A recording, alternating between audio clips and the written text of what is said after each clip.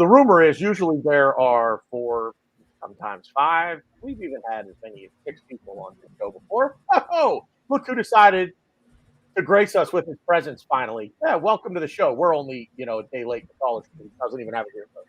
Look at this shit. You know what? I'll just go ahead and play the opening theme.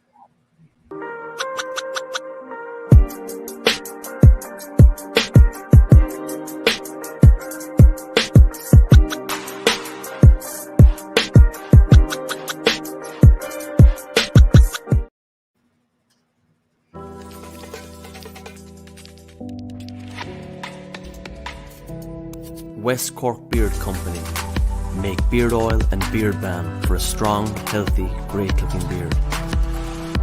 Handmade from all natural ingredients in Clonakilty, West Cork. Check out their YouTube channel for beard care tips and advice, or catch them online at westcorkbeardcompany.ie. We back, baby. We back. Beside me is Stan the Man. Stan, how are you, sir? Good, mate. Good to be back. Got a lot to talk about this week, I think, since we were last all together. Yeah, it's been a couple of weeks. Below him is Glenn in New York. So, Glenn, what's up? Nice hat, by the way. I have to pee. I'm sorry, I have the bladder. My bladder's the size of a shot glass. Just throw it over to that extra from Spartacus next to me. Ryan, that would be you. What's up? Thanks for gracing us Spartacus. Did he just what? Huh? Did you just say who the fuck is Spartacus? Yeah. You don't know Sparta, like the 300 guy? Yeah. Close enough. Yeah, close enough. Fair, yeah, we'll take it. Gary is in the chat moderating for us. Ryan Cost is in there. MFB was early. Make sure you keep the Zoom meeting volume turned down there for me. MFB. Stan, who else you see in there? Anybody else yet? Scott Borg. I've not seen Scott in the chat before. Yeah. Yeah, Scott Borg's the man. I chatted with him on Twitter Space a few times. Good dude. And, knows his stuff. BX Gunner 81 as well. And MFP. Yep. So some regular faces as well. And some newcomers. Riddy Sarkar just jumped in. Rahul just jumped in. They're regulars around these parts of town. So we're 17 days away from kickoff of the new season, guys. I guess, Stan, I'll start with you. Just it's the dog days of summer, as the show title says, and not really a whole lot going on. We've had a few incoming transfers. Ben White should be supposedly taking his medical tomorrow.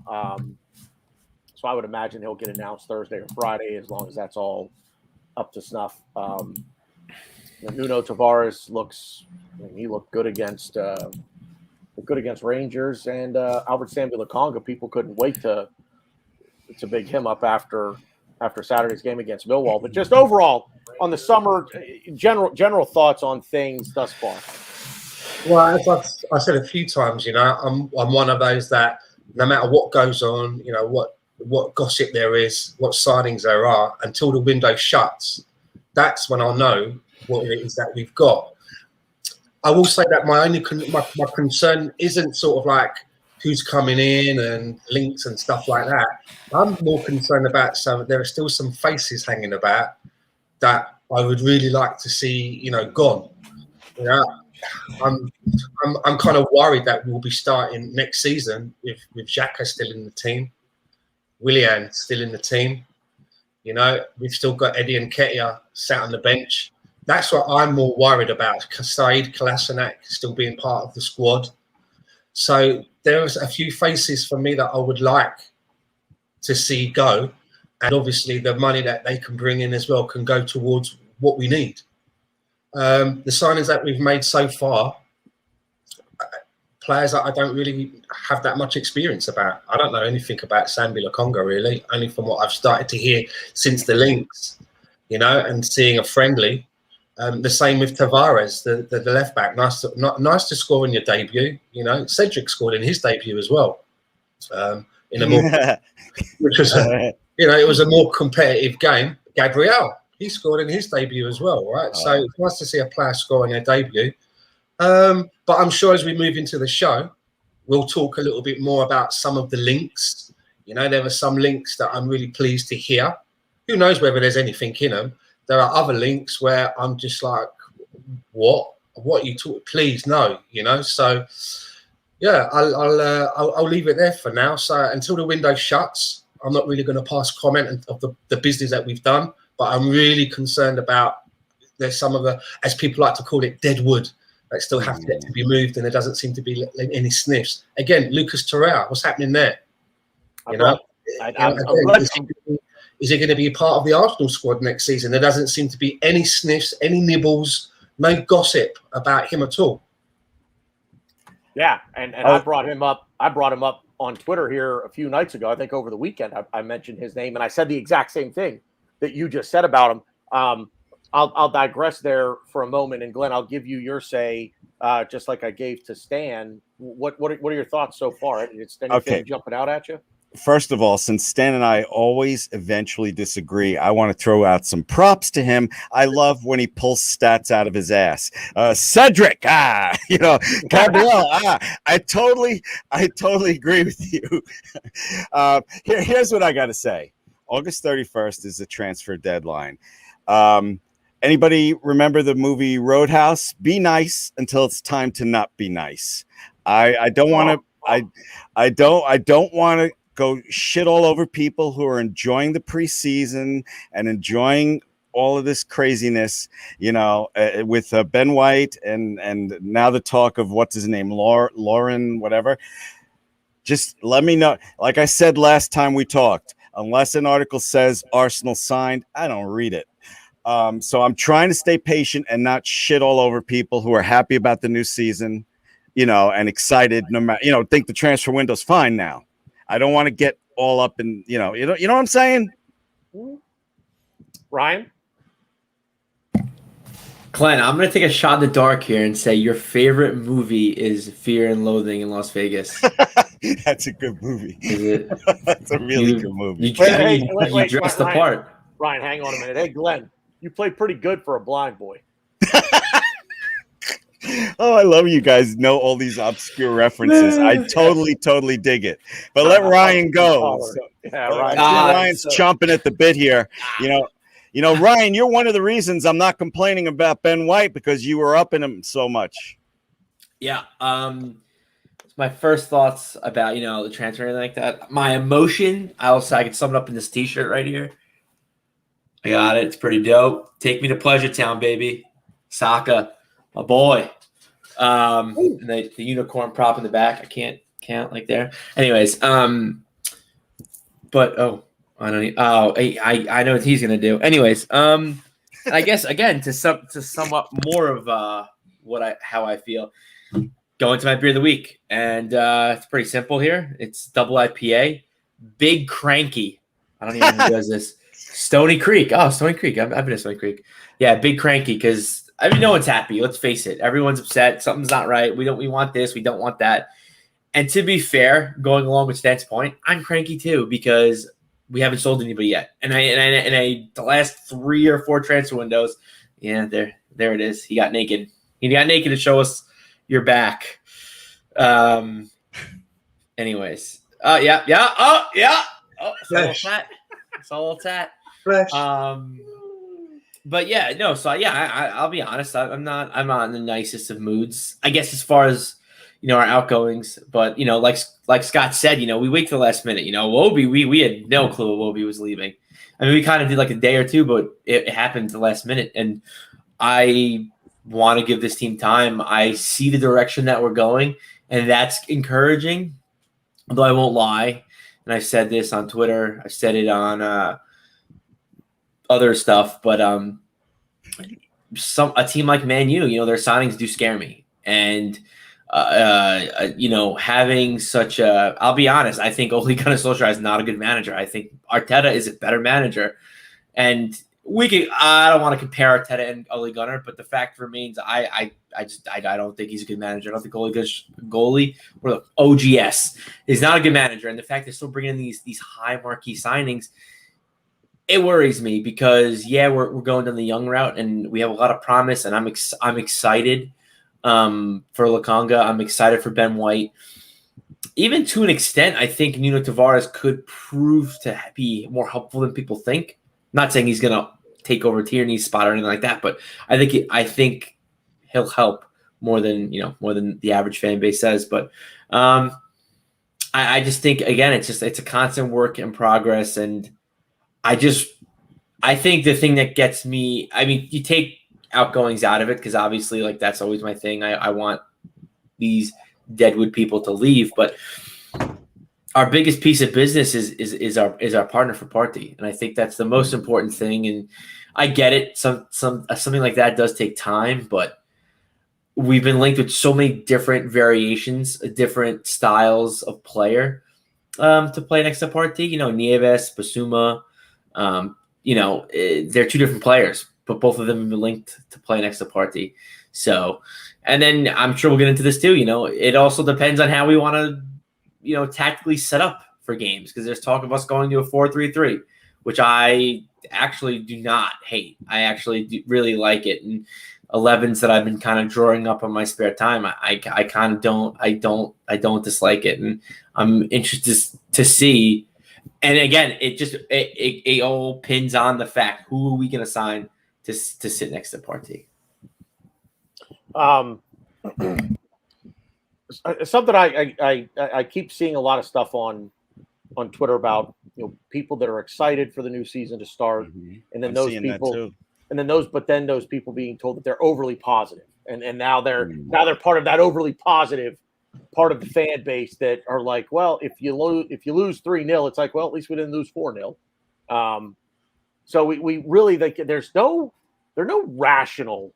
I don't see a whole lot of rational Arsenal fans. They're either the extremely positive, everything the club does and touches is gold.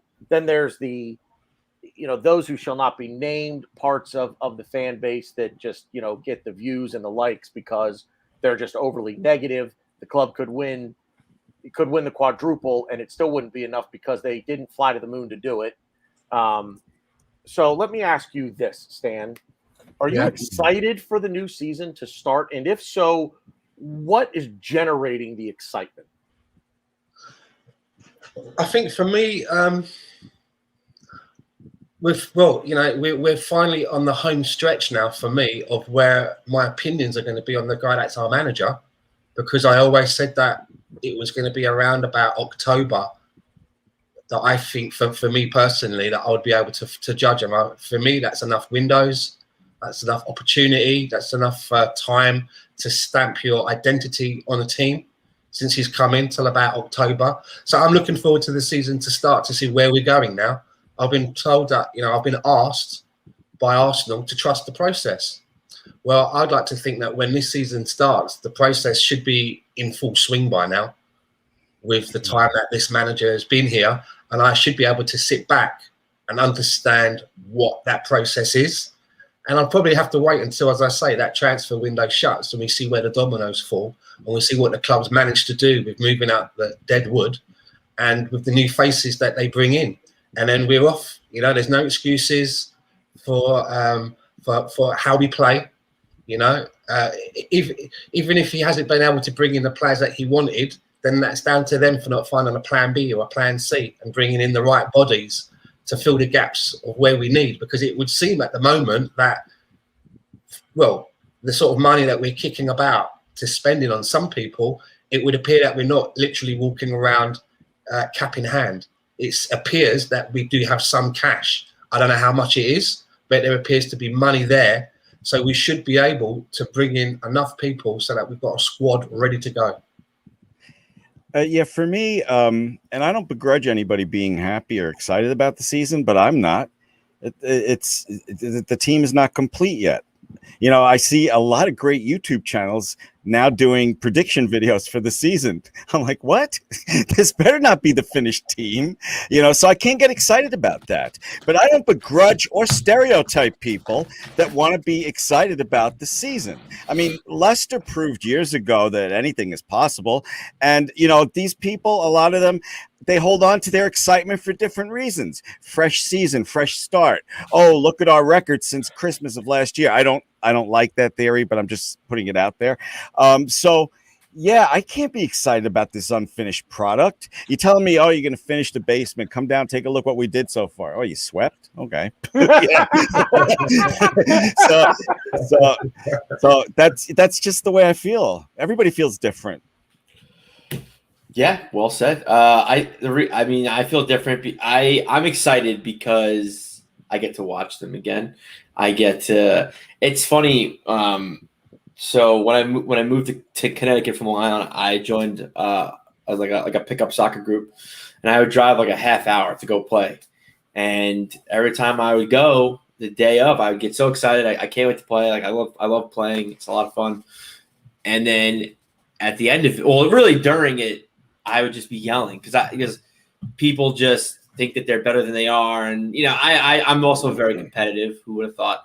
And I'm always yelling and getting angry, and I'm kind of a dick. Again, who would have thought?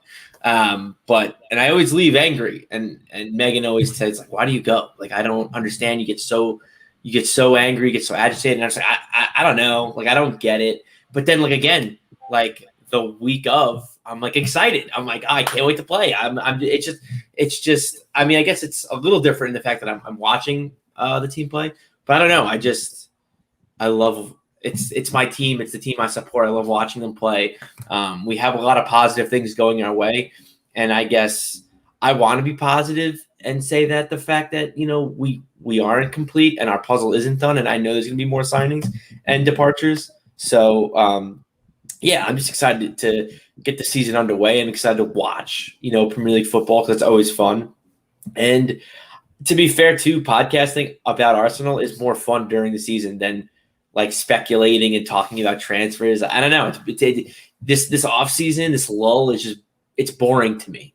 So I'm excited for the season to start for multiple reasons.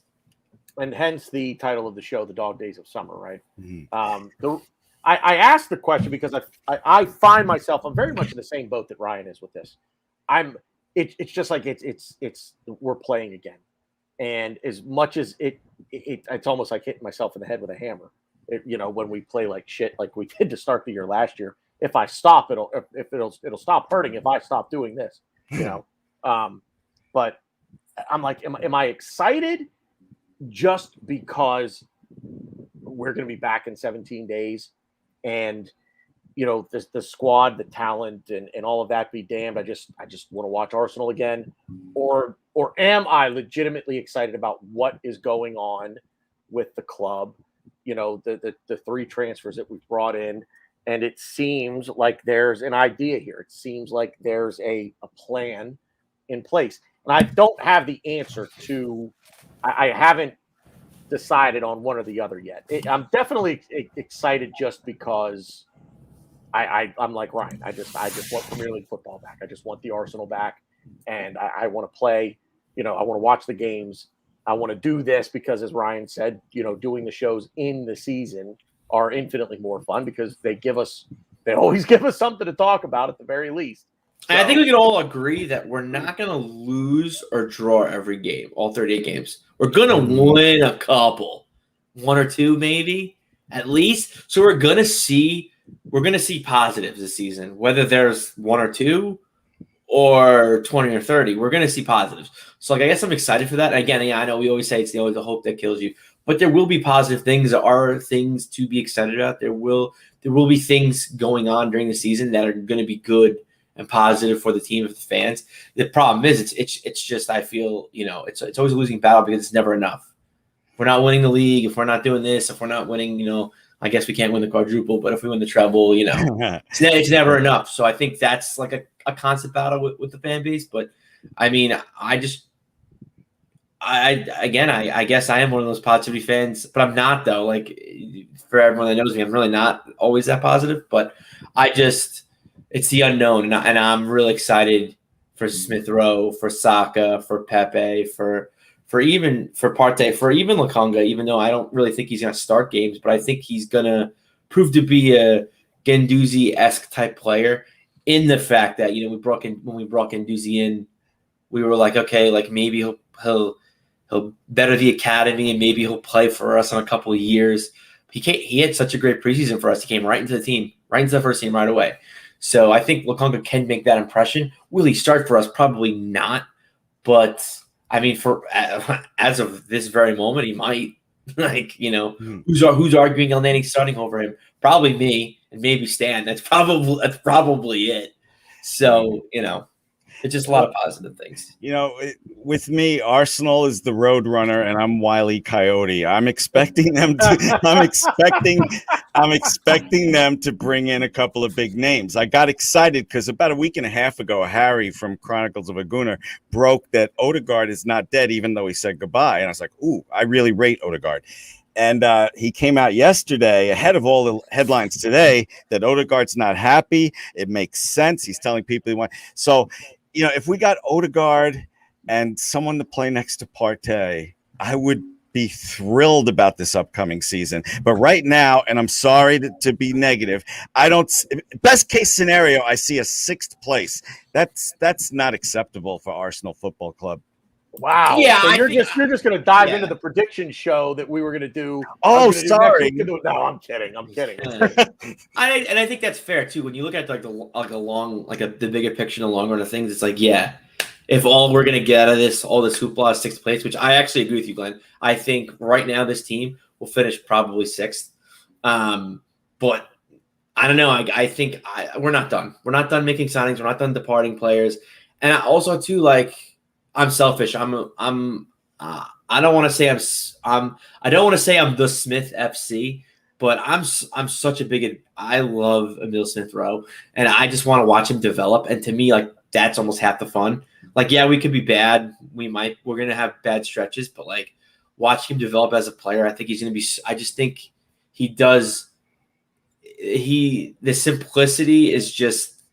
It's just great, and I love to watch it. And sometimes, my Spanish teacher in 8th grade always said to me, "Keep it simple, stupid," and that's what he does. And it opens up so many doors for us.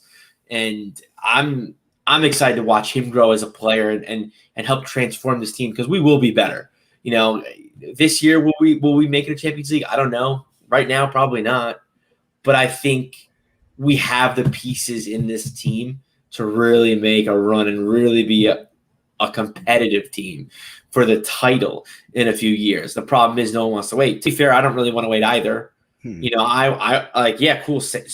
I hate going back to them, but going back to Man U, Sancho's great.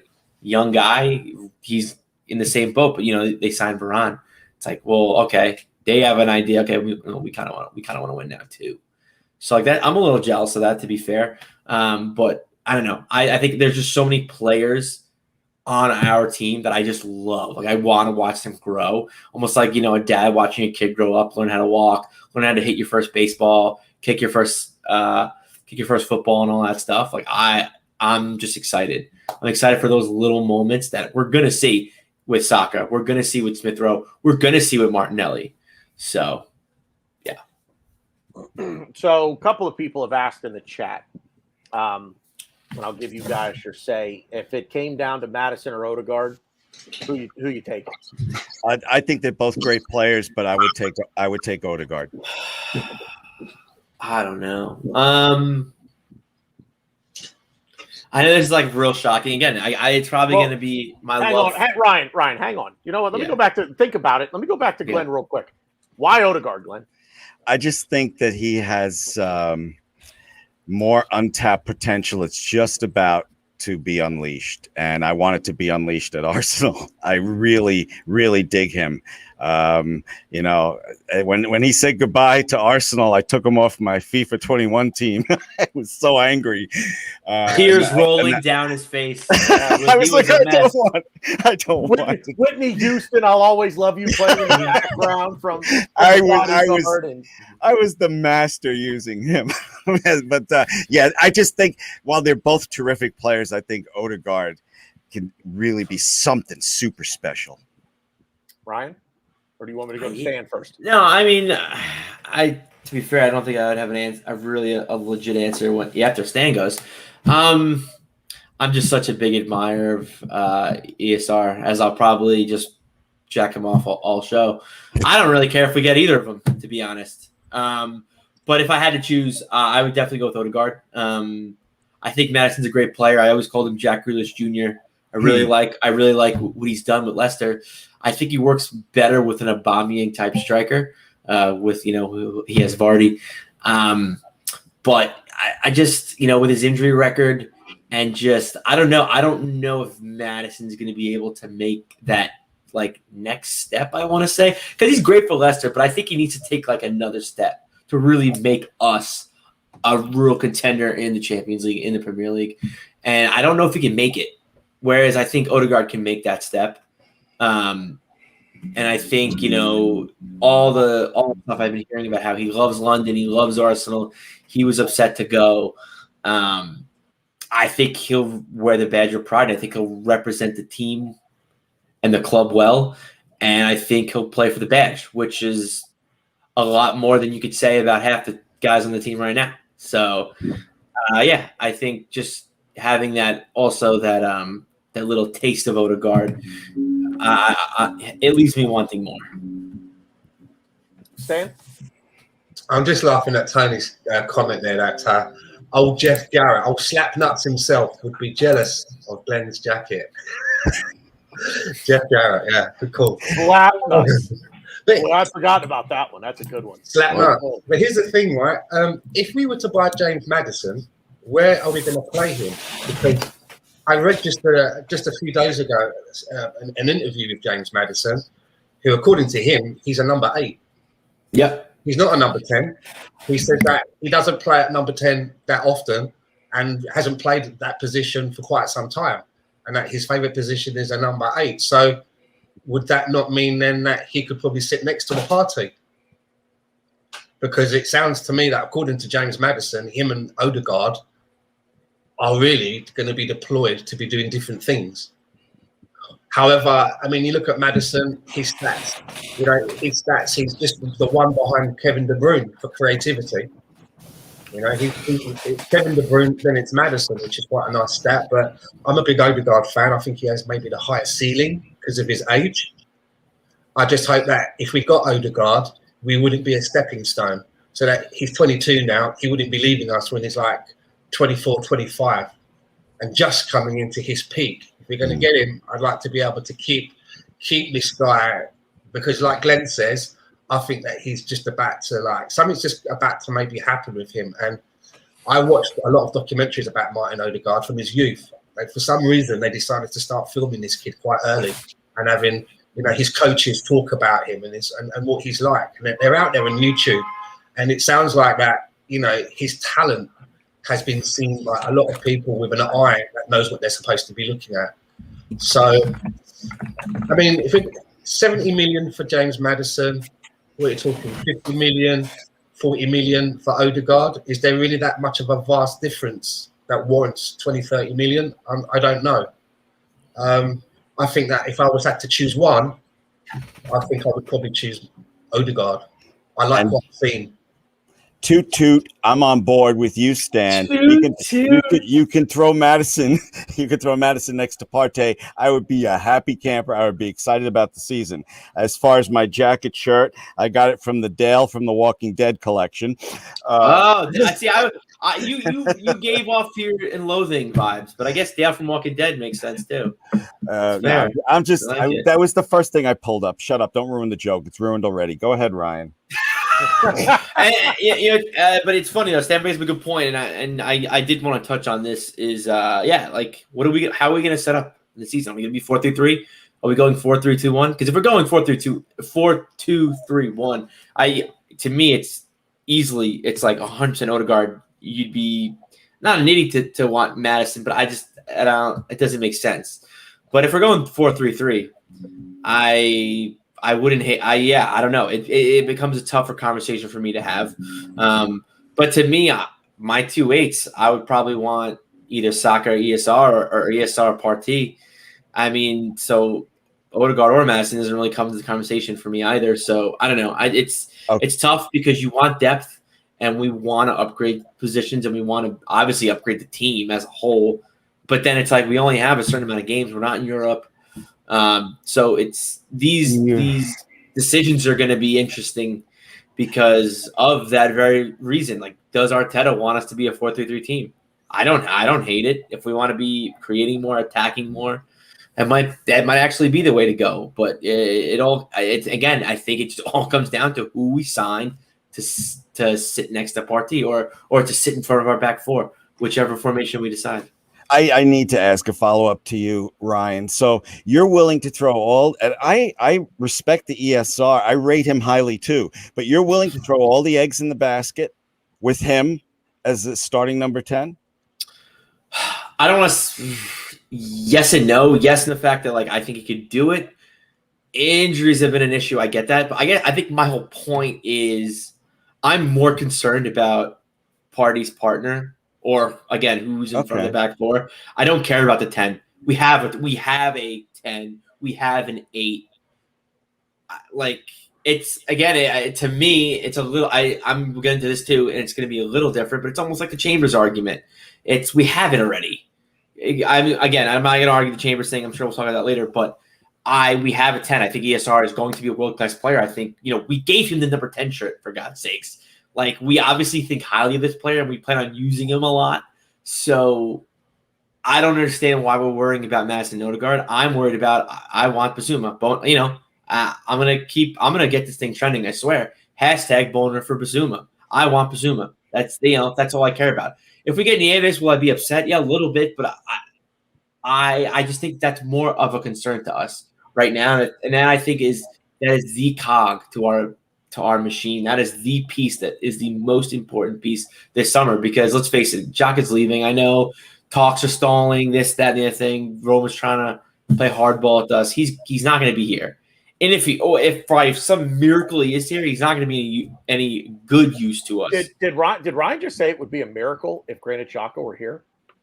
If he stays, yeah. I don't think he's. You I think was, he's staying? I was saying that more like Miracle on 34th Street kind of thing. Okay. Well, you look like Santa, so it makes sense. I think the reason Jacques is taking so long is because everybody's trying to squeeze every last dollar out of their transactions because they lost so much money over the last year. Yep. So, it's going to happen. I'm not worried about it. Stan, we need cover though because everything that Ryan's saying about Emile Smith-Rowe, and not really, and it's interesting the Madison thing about being an 8, not a 10, but we need cover for Emile Smith-Rowe, don't we? So let me throw another name out there because he seems to be the other name that sort of falls in with the other two, and it was last summer as well. But it's Houssem Aouar from Lyon. Is he the cover? Could he be at 30 million pounds? Could he be cover for Emile Smith-Rowe? And like I said, Ryan, I agree with you. I think ESR is the guy in that role, but we need cover for him. The thing is, with ESR, it doesn't have to be this or the other, because a lot of people felt that when we brought Martin Odegaard in on loan, that it was like, is he going to start impeding ESR? He's just coming through. But what we actually saw that there were many times when they managed to dovetail very nicely together. Odegaard could move out to wider areas on the right. ESR is equally as comfortable on the left. So they're very flexible players. I don't think it has to be one or the other. However, I don't think that as much as we love ESR, I don't think he's at the stage yet where he can do it all on his own. He does need to have somebody else that plays the same position as him. If we're going to play a formation that has a number 10, there has to be somebody else who can come in and share the load, whether it's for rotation, injuries. If ESR gets injuries, then what we're doing. So we do have to have, I think, someone else in there. And I'm looking at the squad that we currently have. I don't know if there's anybody who could fill that gap. Is Joe Willock an out-and-out number 10? I'm not so sure. I don't think so. Who else is there? So we would, maybe we could start using Saka there, because I still think that there's a place for Saka to play in the middle as well. But, if all of the midfielders that are supposed to be leaving leave, Xhaka, Guendouzi, Lucas Torreira, I don't know if I'm missing anybody else, but I think that we then need the partner for Partey, because I don't think it's going to be Albert Lokonga straight away. I don't think he's walking straight into the team, no matter how good he looked in the pre-season friendly. We need we need at least, I think, a minimum another 2 midfielders. We need someone that's going to come in and replace Xhaka. We need someone that's going to help us in a creative area to help ESR, like I've just said. We've got a Lokonga. There's an argument that there could be room for another one, because midfield is quite an area that, you know, you have to have some players to rotate, unless we're going to start promoting people and we're going to see people like Aziz. But we don't have these kind of games for these players, right? Are we going to risk Aziz in a Premier League game or an FA Cup game? Because we don't have any, you know, we don't have any Europa. And you've only got those very early rounds in the Carabao Cup. You know, if you've got like a lower opposition that you can risk rolling the dice and putting a few young heads out, but they're not going to get as many minutes.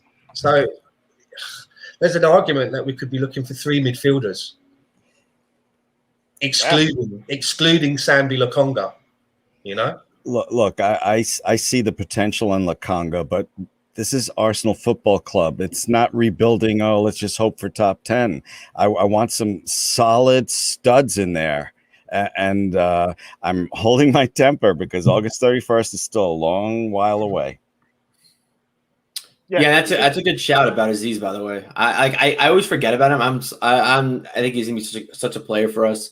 But I think him and Balogun, I think, are in the same boat. They need, well, it depends what we do as far as strikers are concerned. But I think Aziz definitely needs a loan. He needs to get tested in the championship or maybe Premier League. I don't think a Premier League team's going to pick him up and play him all the time. So I think he should definitely get tested in the championship and see what he's worth. Because he's definitely someone that could maybe play with Lokonga, you know, in a few years' time. Well, you know, we'll see. Is there any chance that Aziz gets some of the early round games in the Carabao Cup? Could you see that happening? I can. I mean, depending on the competition, because obviously if we draw someone, Leicester's the first team that popped into my head because I think not necessarily Aziz, but maybe somebody else from that squad. You know, is Sambi Lokonga that guy right now that would get the start there if someone else like a Basuma were to come in? That would sort of knock Sambi Lokonga down a peg or two in you know, in terms of the depth chart, right? But Aziz, I'm seeing a lot of things about him too, and I think, you know, okay, what if we drew, you know, in whatever our opening round of the League Cup would be, but you know, we draw Portsmouth or Plymouth Argyle, you know, or Blackpool, somebody like that, you know, a League One side, you know, or a lower tier championship side, baby. And you know, I wouldn't have a problem with giving Miguel Aziz a run out in a game like that. Again, it just comes down to who we sign. I think signing Partey's partner is like the most important piece. It's gonna move so many balls in motion. It's gonna be interesting to see what we do, because in my opinion, I think we hold on to Aziz, we play him early in the Carabao Cups, give him, even if it's like a half or like 20 minutes here, 20 minutes there, get him that experience with the first team, get him kind of integrated. And then we loan him out in January when we're not going to have any game. We're not going to have any Carabao Cup games. They're going to be really not that important. Where he could play. Yeah. Well, Carabao Cup will be, the League Cup's done in January. Yeah. So we won't have that. The next thing would be the FA Cup. Yeah. And I think that's the move. Question is, we need a substantial team to come, like a team, a championship level team, to come in for him and be like, yeah, we'll play him.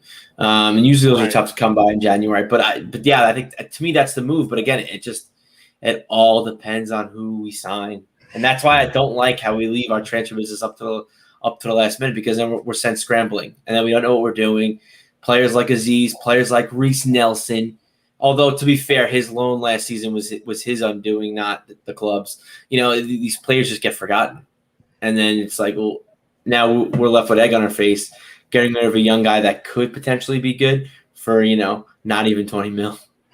The other thing, I don't know if it gives me hope or I laugh at it. I think it's a little bit of both. But I read an article, a Kroenke interview a couple of months ago, and he literally said the two crown jewels in the teams he owns are the Rams and Arsenal. And I'm like, then freaking do something if that's true. So let's see. They know that the fans are at the knife's edge. We're angry, but we're holding it back, a lot of us, and they're going to do something. I really believe that. And if this is another tunnel painted with black paint that I'm going to slam my face into like Wile E. Coyote, fine.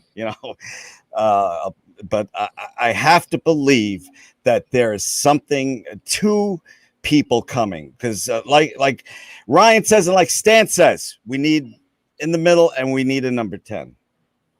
So circle back around to something that a few of us have mentioned before.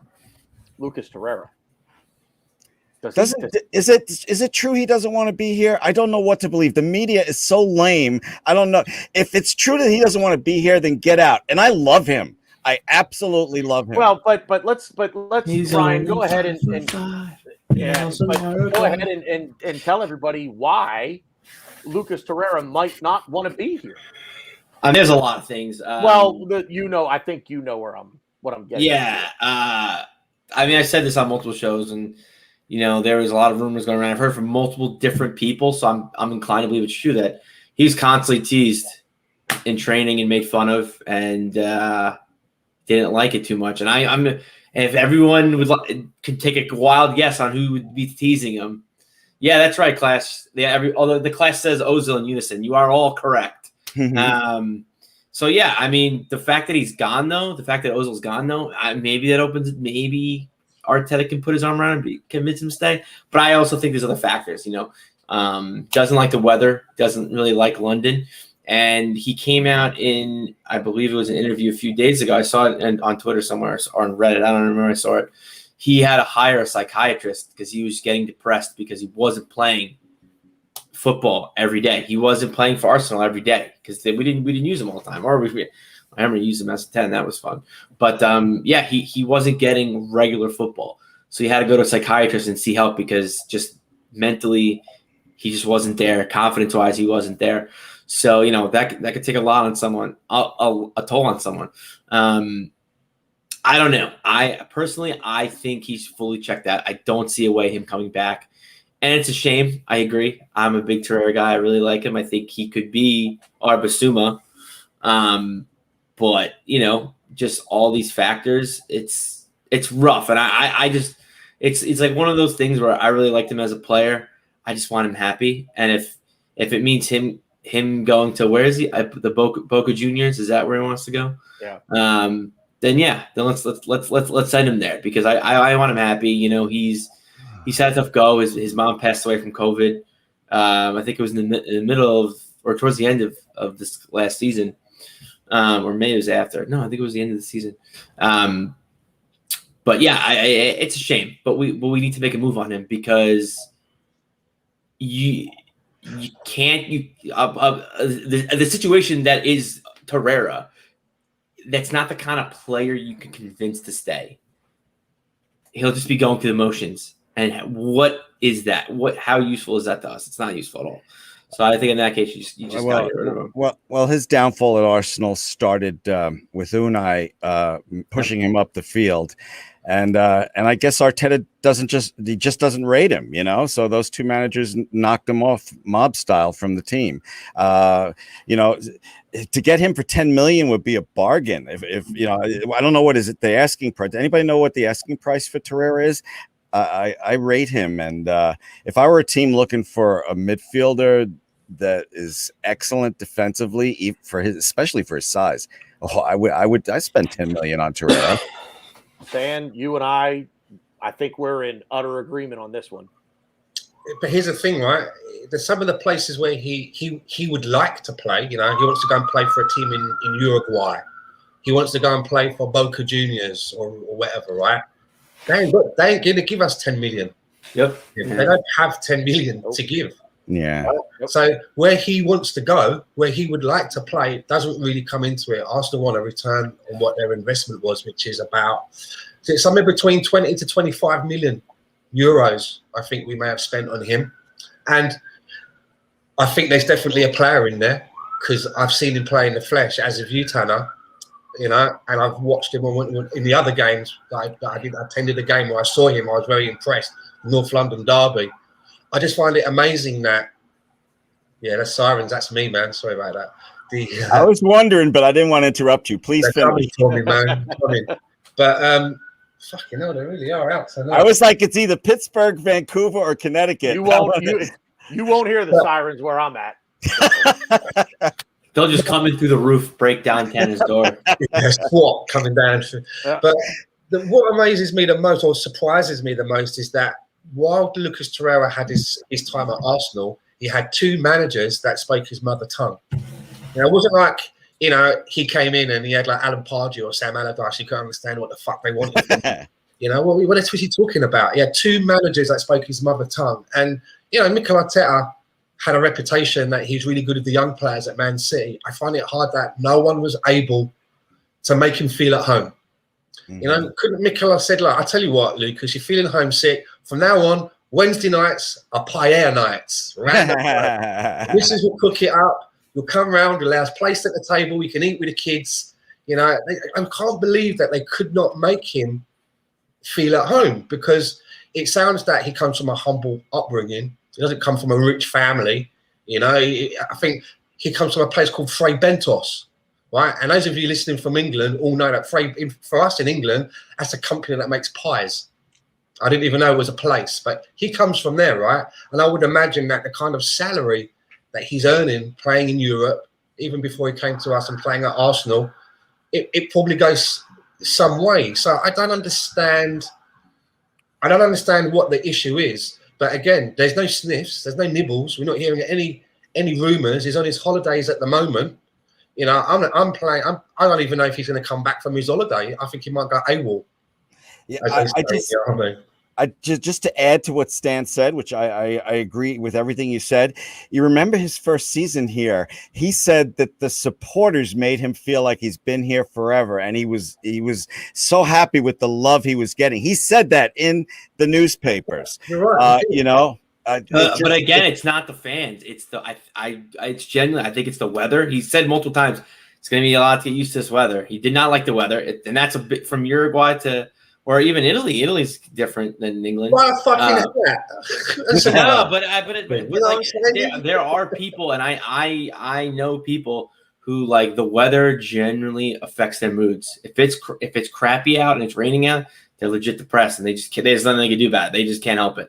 So maybe it's something like that. And then when you're getting teased by the three amigos of Kolasinac, Ozil, and Mustafi, yeah, you're not gonna want to stay at Arsenal. You're not gonna want to be here. I don't blame him one bit. I don't care if Unai and Arteta speak Spanish to me every day. I wouldn't even care about Paella Tuesdays, you know.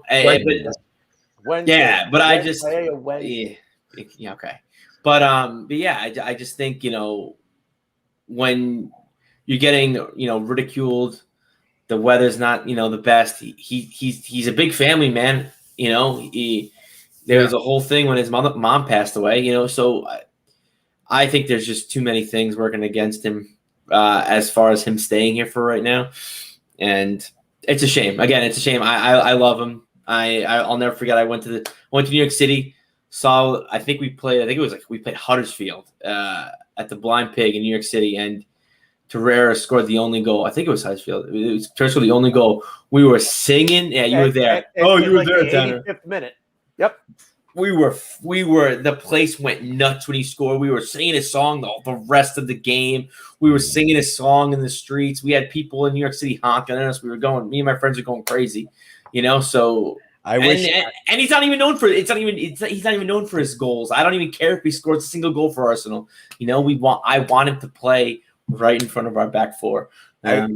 I wish some of the supporters in the UK that don't like us Americans could see what it's like at the Blind Pig on game day.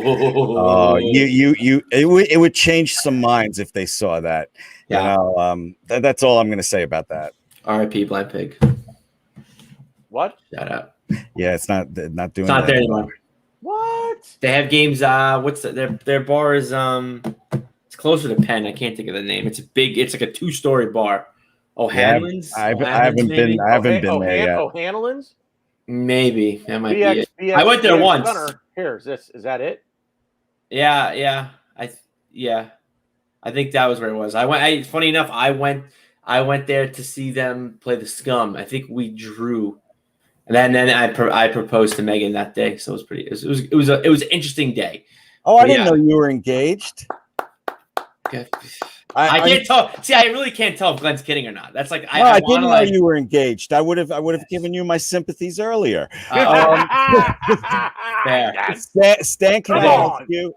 Stan, unlike you, I love England. I know you say you love when your plane leaves England, but when you lived there, when you lived there, what was a great pub to watch Arsenal in?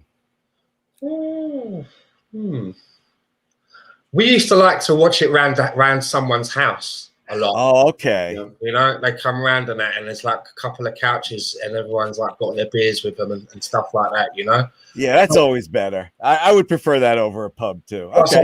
I've had a life where before I came to settle here in Canada, I had a life where with my previous job, I moved around a lot, so I was always trying to find a place. If I couldn't get it in where I lived in my accommodation, I would just find the nearest place. You know. Mm-hmm. But yeah, before lockdown, I used to enjoy going down the Library Square down in Vancouver, downtown. That's where I met a few friends. But it kind of messed everything up with lockdown. Mm-hmm. You know. I think ideally, we'd all love to watch the game with all of our friends who are hopefully Arsenal fans. But at least for me, you get those few people that don't really watch it, and you're like, "Who's that player? Who's that? What's going on? What are they doing? Why is this so boring? I can't deal with this." Like, you know what? I need to drown you out with some beers at the bar. Get out of my face. And no, Megan, I'm not talking about you. I promise. But yeah, is she watching? I don't think so. She's probably watching the Olympics. Ew. Sorry. I guess. But yeah, no. Yeah, I can't wait. Hopefully things are going well. We can start watching the games out in bars and all that. It's bringing me back. But yeah, anyways. As we take this huge tangent off from Torreira. I like it though. He's not the only one. You were sending me all these memories of the Blind Pig, and I had to say something. You started I know. I have their shirts. I don't know where they are, but they shrunk on me. I didn't get big or anything. But yeah, no. And Torreira, Torreira's only one of the many players that are easily getting swept under the rug. Like an AMN. I mean, to be fair, even Willock, I don't know what's going on with Willock. There's talks. You're always invited. Always. Mike, you get the first invitation to the pants party every single day. Is that the party without the pants? Party with or without. It doesn't matter. You can be in the pants, out the pants. Doesn't really matter. It's the pants party. Why would you want to go to a sausage festival? I don't understand. What are you talking about? Who said there was a sausage festival? A bunch of men dropping their pants. I'm sorry. It's just two men. It's just two men. It's not a sausage party. It's like a sword fight. Glenn, any port in the storm, sailor. All right, I did a rhyme. All right, we're done. We're done. I apologize. On. I apologize. Finish your thought, Ryan. No, I mean I just and I don't know if you can kind of talk about this, but Willock's apparently Monaco is now interested in Willock and want to buy him. So I mean that'd be nice. It'd be interesting. Interesting spot for him if we can get a decent amount of change for him. I'd rather loan him or keep him. Yeah, I mean that's the whole nother discussion. To be fair, I think his value is not going to go any higher than it is right now. He's like a mirage. He's a myth. No, I get it. I think for Arsenal to be successful, we have to be ruthless. Someone comes along, offers 25 mil, you got him. Yeah, but it sucks because I'm again in Stan's boat. Constantly, we need to get rid of so many players, and there's so many players that aren't being linked anywhere. Obviously, I don't see us getting rid of Kolasinac. No one's gonna want his wages. He doesn't want to go anywhere because no one's gonna. Yeah. It's just it's a shame because I feel like we're really making moves. We're really making some, headway as far as, upgrading this team, making this team younger, but yet still upgrading it and still making it better. But then you have like your Kolasinaches and your Xhakas. And to be fair, and I don't consider Willick, AMN, or even Torreira as dead wood, but like those are players where we have to do something. Something's got to be either we're loaning them out, we're loaning out obligation to buy, loaning out option to buy, or just loaning out, or just there has to be. There's no room on our first team roster for them this season, especially with the little amount of games we have. I get the feeling, I know it doesn't happen very often, but I get the feeling there's a swap deal or two coming up along the line somewhere. I know they don't really do that, but it would make sense. Well, Scum just did one. Go ahead, Stan. I don't understand how it kind of, when I look at the business that we're doing, it's all of this like, loan with a fucking obligation or an option.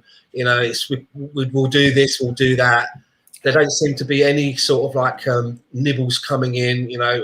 We're trying to say that Xhaka. A lot of people are saying that Xhaka was our best midfielder, our most consistent player last season, which I don't agree with. But if that's the case, apparently now we're being lowballed by Roma of how much they're saying that they want to pay for him. But then when it comes to us doing our business, we shell out 50 million for like a Ben White. No problem. There you go. We'll work that out. There you go. 50 million. Kids only played one season in the Premier League, but don't worry about it.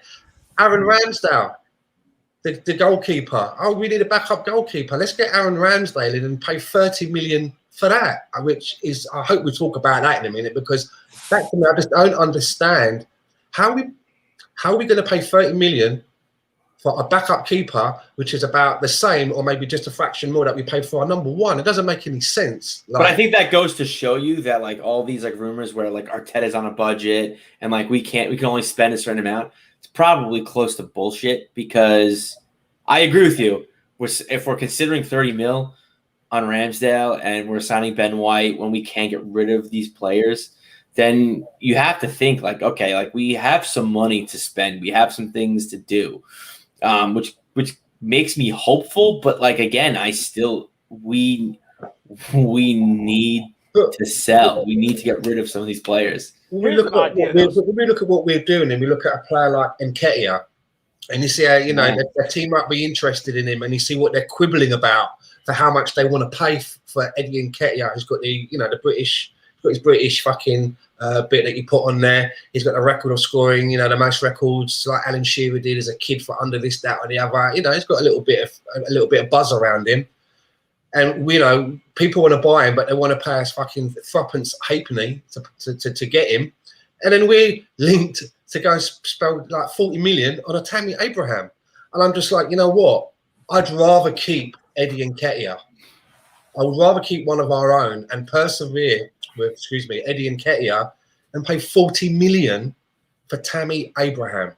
Now, I'm not saying that Tammy Abraham is a terrible player. 40 million? Really? And Odyssean Edouard, you could probably snatch him away for 25.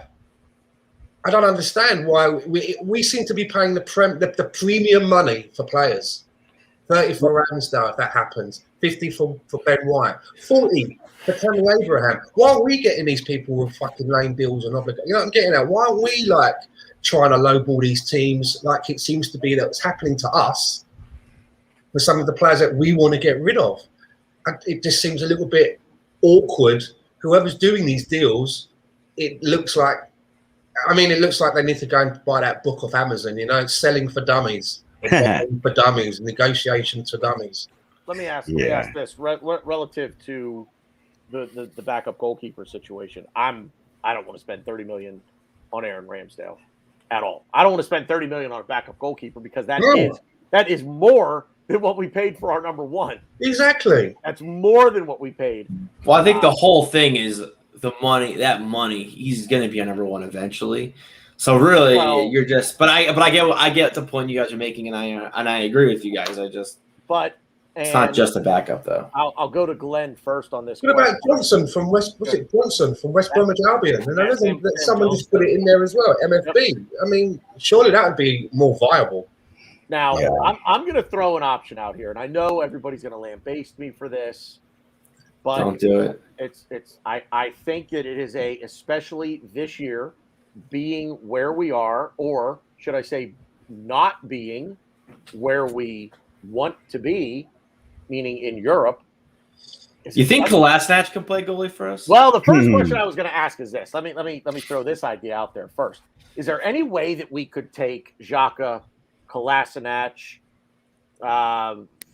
anybody else that we want to get rid of, Bellerin maybe, throw Eddie in there somehow with his feet? Could we do like a Voltron thing with these players and just like package deal? Like no. Like just sort of like try to fit them all together into one giant Voltron type thing, and they could just be the goalkeeper, the backup goalkeeper. You know what I'm like? Form, feet, and legs, and and I don't know. But anyway, I would just say, hey, we want Ramsdale. How about you? You like Ainsley Maitland-Niles? Okay, let's do that. Even swap. All right. That's how little I care about the backup goalkeeper. Well, all right. Okay. So Glenn, let me start with you then. If you and I'm not, this is not a knock on you. I'm please don't take it that way. But if you care so little about the backup goalkeeper, here's my idea. Let's just Okonkwo. He's the backup goalkeeper. They gave him a new contract. They gave him. That's right. You're absolutely right. You're absolutely right. Why are we talking about a backup goalkeeper? Well, because they fucking told him that he's going to get plenty of time to learn his craft. He's the backup goalkeeper. So here's my theory. Glenn, he's 18. So here's my but go read the article. I was told I'm going to get lots of time to play. What, in the fucking playground? No. Fuck this, man. Fuck this. Fuck the backup goalkeeper. Well, hang on. Fuck these Ramsdale stories. Fuck. Here's where I'm at with it. We're not in Europe.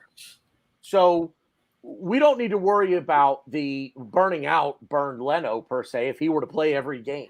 Could it not be that Okonkwo, given that Bernd Leno stays healthy, but could Okonkwo not play in the first 2 rounds of the League Cup against, here again, the Blackpools, the Plymouth Argyles, the Sheffield Wednesdays of the Football Association, and he's basically a case of emergency, break the glass kind of thing, but at the same time, he, given the new contract and all of the hype that there was, not there was a ton of it, but the club put out and made a thing about this.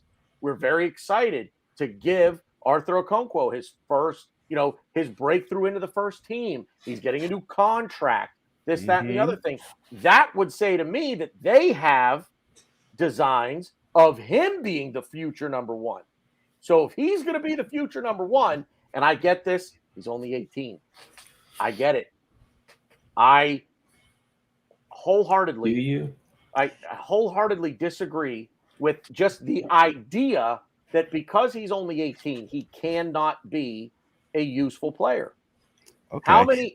I mean, we see it in the only sport in the world where there's an exception to the age thing is the national football, is American football. That's a man's sport. An 18-year-old ain't going into the NFL and playing. It's just not happening. But you see it in ice hockey, you see it in baseball, you see it in basketball, and you see it in football. 18-year-olds, if they have the talent, I'm not saying he does right now, but give him a chance. That's why Sigurdsson talks a lot of shit about American football. Could we survive? I mean, that's obvious. No, I'm asking you to predict the well, future. That's not what I mean. Would you be comfortable in going into the first half and going through this summer and the first roughly half of the year, going till January with Okonkwo as the backup goalkeeper? I don't know enough about him to answer that question. But I will say this, with no Europe, if he is the backup goalkeeper. Hang on. Glenn, I have to interrupt you real quick. I'm sorry. Oh, here we go. Mike Hernandez just put out the absolute most ridiculous, and I know he's kidding, but I have to. I know he's kidding. Oh, he's so cute. All right. Anyways, he's the Lord of the Rings. He's the Lord of the Rings. Oh my God! I'm a Giants fan. I can't. You're the only guy that gets to talk shit on him because they're his kryptonite.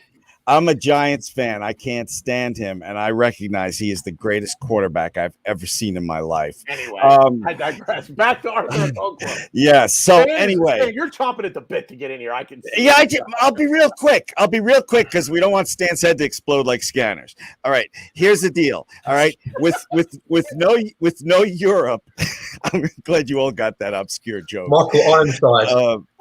With no Europe, all these little competitions are going to mean a little bit more to me, all right? Because they're as Stan likes to say, it's another game to watch, so I'll be rooting harder for them than I normally would be. So I don't want that kid, getting too much time as we hopefully advance through the FA Cup and the Carabao Cup.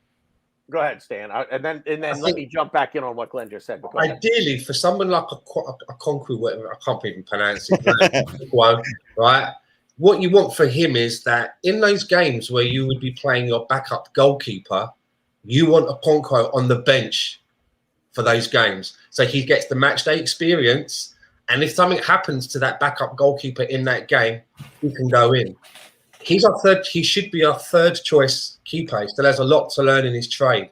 If we start with him as our second goalkeeper, and let's say second game in of the season, some oaf comes in and takes out Leno and he's out for 3 months, all of a sudden now he's thrown into it. It's over for me. I mean, it's baptism by fire. It could actually probably do more damage than good. I think that someone like Okonkwo needs to be on the bench when the backup keeper is playing in those games that he would play in, right? Runnison, he doesn't seem to have anybody's confidence. So it looks like they're going to be... including his own. But he's the perfect example, Stan, of why it's putting a lot of weight on an 18-year-old shoulders. Runners in right after game one, everybody get the fuck out. We don't want you here. Can this kid handle pressure like that if his first game's a disaster? I saw that. I mean, I never watched the game, but I gather that in one of the preseason games that he made a mistake that led to a goal, I think. And I already saw that, he was getting a little bit, he was being judged about if he's good enough and that sort of thing. And these preseason games, especially the early ones, they may look like they're a football match, but there's just glorified training. Hence the reason that Mikel Arteta played a 4-4-2 formation, because he wanted to get as many bodies out on the pitch as he could. We're not going to go into the season playing a 4-4-2, but half of the team weren't there. He had to use a lot of young heads, integrate some other people in. It was basically a long jog. That game was a long jog, but instead of jogging, they kicked the ball around against some opponents. So, I mean, look at Wayne Rooney, man. He took out one of his own players in training. And now it looks like he's going to... You not see all of that? I didn't see it. Some stuff in the paper he's about... out for 9 to 12 weeks. There was some stuff in the paper about him at the weekend where it looks like he's been tucked up by a bird. I'm not going to go into any of that. But then in training now, he's gone in for a 50-50 and he's literally taken out the player and the player's out injured. Something like you'd think he should know better, right? He should know when you're pulling out of a 50-50. But, that's what's going on. That's what's happening in the world. But, yeah, Okonkwo, it's got to be our third. We should have someone else in there. I don't know who. Has Carl Hein gone? Has he gone? No, he's competing with Okonkwo. Yeah, he's in the same boat as Okonkwo. I think Okonkwo is better than him. Okay. But, what about the other one? Iliev, whatever his name is, like an Eastern European name. He's back out on loan for the year. Is Sanford Stan? I don't fucking know. He just went somewhere. I don't know. Look, I agree, but getting a backup goalkeeper on loan with an option to buy. Why can't we do that? Yeah, you know what I mean. Here's the thing. The whole point of getting a backup goalkeeper is why we're linked to Ramsdale, why we're linked to Johnstone, is because we want this goal. We need a bridge to gap on Okonkwo to Leno. Leno will probably be if we're lucky another season, for another full season. Okonkwo is not going to be ready to start for us next season. We need someone that's going to come in, be Leno's backup, learn a little from him, and then take the job over. And then Okonkwo will probably come in and take over. So we need a young backup that could, get quick, pick up quick and do it, because Okonkwo's not going to be ready.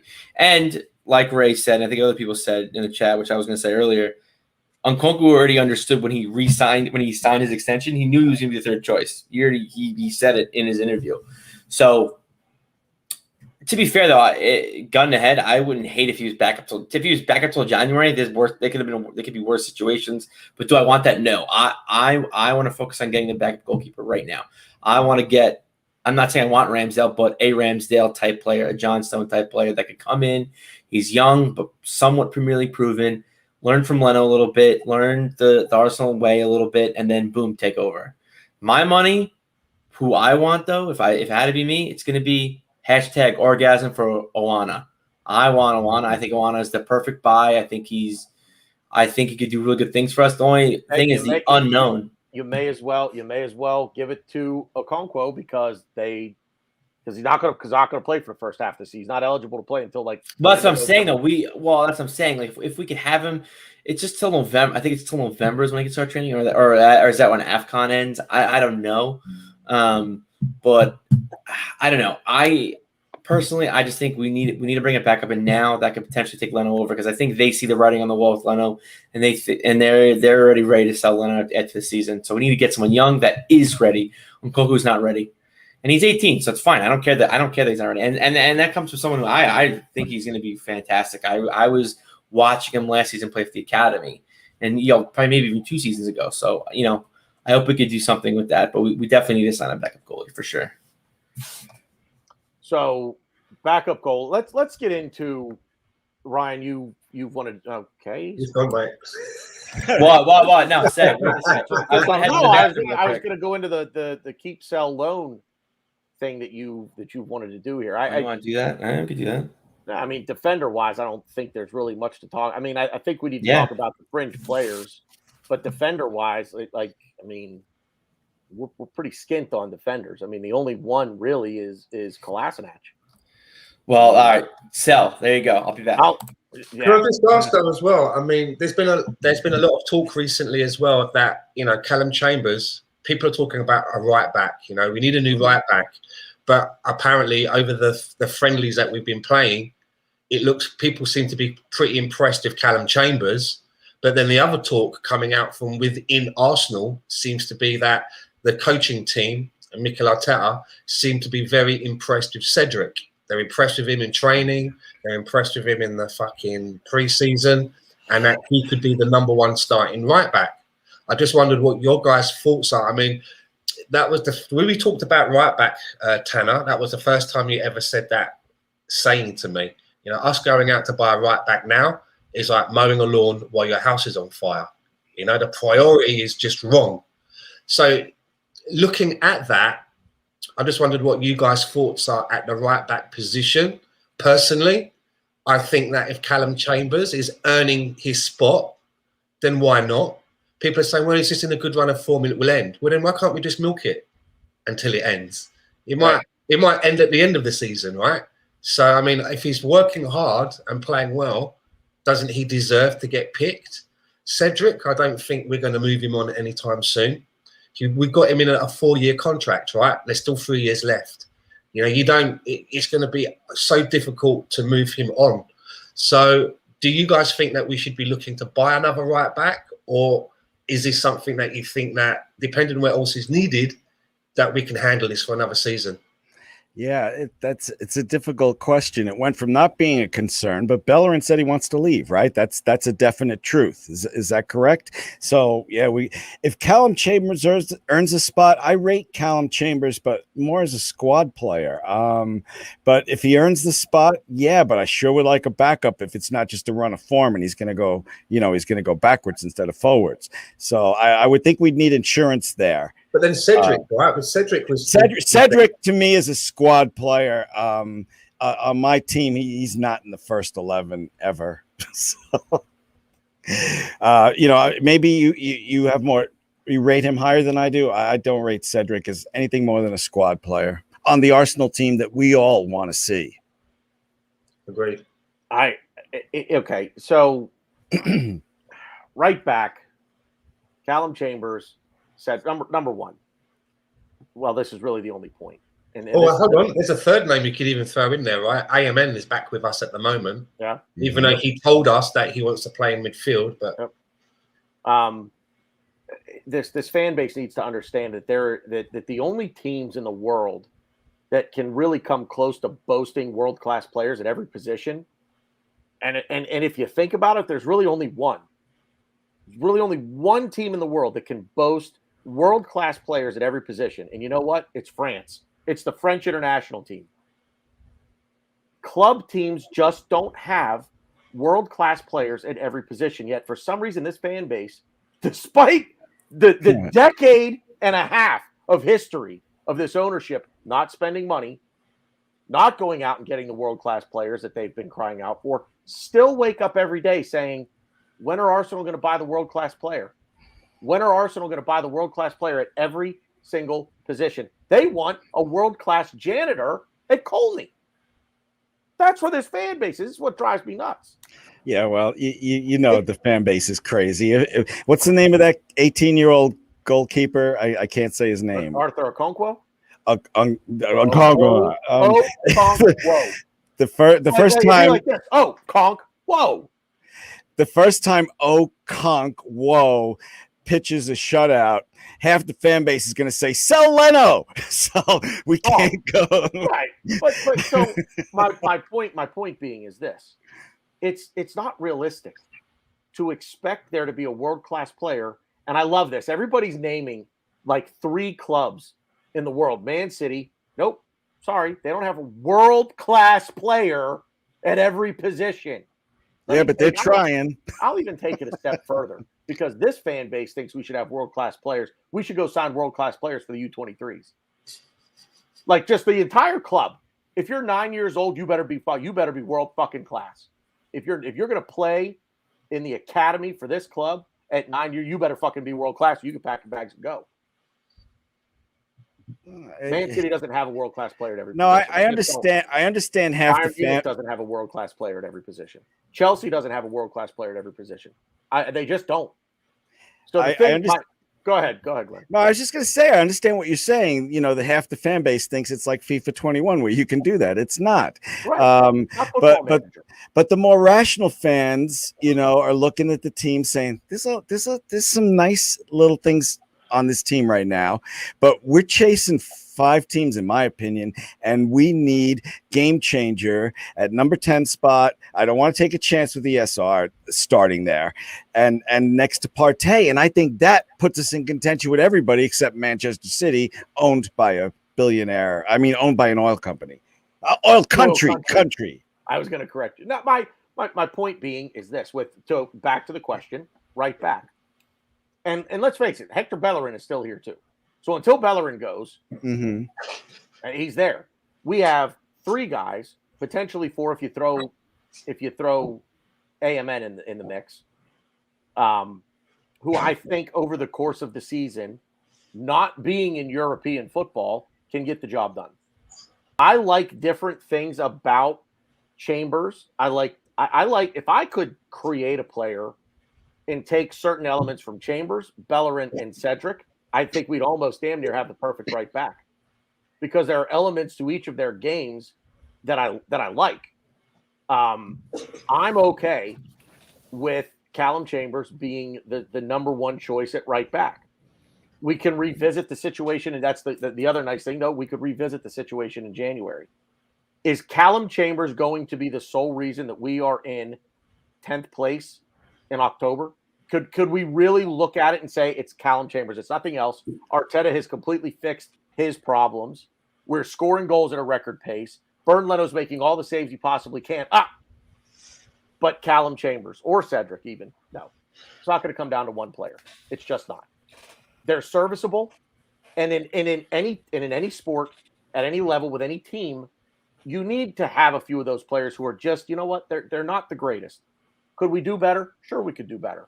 But they're serviceable, and hopefully they do a job for you. They do what they need to do. They do their job. That's it. They don't have to do it at a world-class level. Be serviceable. Do your job. Do your job well. Not world-class. Do your job well. And I personally – go ahead, Ryan. No, I would say I don't even think Chambers has put a foot wrong since he came back from an ACL injury. Nope. So I don't get where all this is coming from. Because it's not a transfer. It's not a 70 million pound transfer. It's like Wenger said when he bought Rob Holding. I'm sorry that he only cost 5 million pounds. But he's got to stink. He only cost 5. He stinks. And that's the thing, seriously. And honest to God, man, he wasn't wrong when he said that, because that's how a lot of this fan base looks at things. Like they look at Ben White and they go, Ben White's not worth 50 million. Ben White's worth 50 million because somebody paid it. So he's worth it. But Rob Holding's worth more than 5 million now, and I'm pretty glad that Rob Holding is a part of this team because he brings something. So anyway, the right back thing. I don't know, Ryan. What's your take on right back? You didn't. Really I was listening to you guys, and you guys spot on. We can't be getting world class players in a position. We can't get world class players at almost any position for us right now. But yeah, it's. Can I interrupt you just real? Let me say one more thing. I'm sorry, but real quick, just kind of popped into my head. But you know what? This isn't a world class player sport. Yeah. This is a team sport. It's a team sport. I want guys who are going to come in with coachability. That's a big one. Because I may not like his style of play, but I think Arteta's a good coach. I was going to say, were you just possessed by Arteta? Because you sounded like his philosophy. Well, I don't like his style of play. I just don't. I think it's boring. I think it's slow, and I think it's unimaginative. Maybe that's down to the players. Maybe it's not his style. Maybe we see something different this year. But what I've seen so far, his style is very unimaginative and very slow, and I don't like it. I wasn't talking about his style. I was talking about the way that you were saying he looks at players. And to me, if he looks at players that way, then I'll just take my transfer expectations off the stove because, he's going to put ESR starting. He's going to put Willock next to Partey, I guess. I don't know. I go ahead, Stan. You were going to say something. I wanted to get the team thing out there. That was what was on my mind, Ryan. I also just wanted to ask as well, do we feel that, this thing about 40 million for Tammy Abraham, are we in the market for another striker? Are we happy with what we have? Basically what we have at the moment, if we stick, we've got Aubameyang, 31 odd, almost 32, I think. Then we've got Lacazette. And then basically we've still got Eddie and Balogun, who's now been promoted. There's talk about Eddie going. And then you've got a wild card in Martinelli, who they're trying to use in that position. So if a Tammy Abraham's coming in, if he goes out, someone's going to have to be going out. It sounds like the one that they keep talking about is Lacazette, because his contract's the one that's probably got the least left on it. He could run it down for a year after this season, but there's no nibbles. Apparently, I heard one rumour that Atletico Madrid was sniffing, but who knows if that's just bullshit, because they were sniffing, just before we bought him, they were sniffing around him. And they were sniffing last year too, yeah. Surely they've watched his form and thought, no, thank you. That's just me, and a lot of people probably wouldn't agree with me, but if he does go, then that does leave a big gap, doesn't it, between your senior striker, who would be Aubameyang, who there's no guarantee is going to be firing on all cylinders like he was, and then you got a big gap then until you got like your Balogun, if Eddie goes as well. So someone does maybe need to come in. But I just again wondered, how high is this on our shopping list? Is this something that we need to fix, or are you quite happy to stay exactly with the forwards that we have? No forward leaves. I kind of agree with you. Our forwards are very streaky, but that's not where we need to be looking right now. I'd like to see Aubameyang and Lacazette play with a number 10 like Odegaard and maybe Maddison next to Partey. I think they would be imminently better with those two behind them. But then are we going to play with Aubameyang through the middle and Lacazette on the bench if he's, he can come on if Aubameyang's not firing? Are we going to continue doing the old fucking magic shoehorn where we play Lacazette through the middle and just deploy Aubameyang on either flank depending on what Mikel Arteta feels like?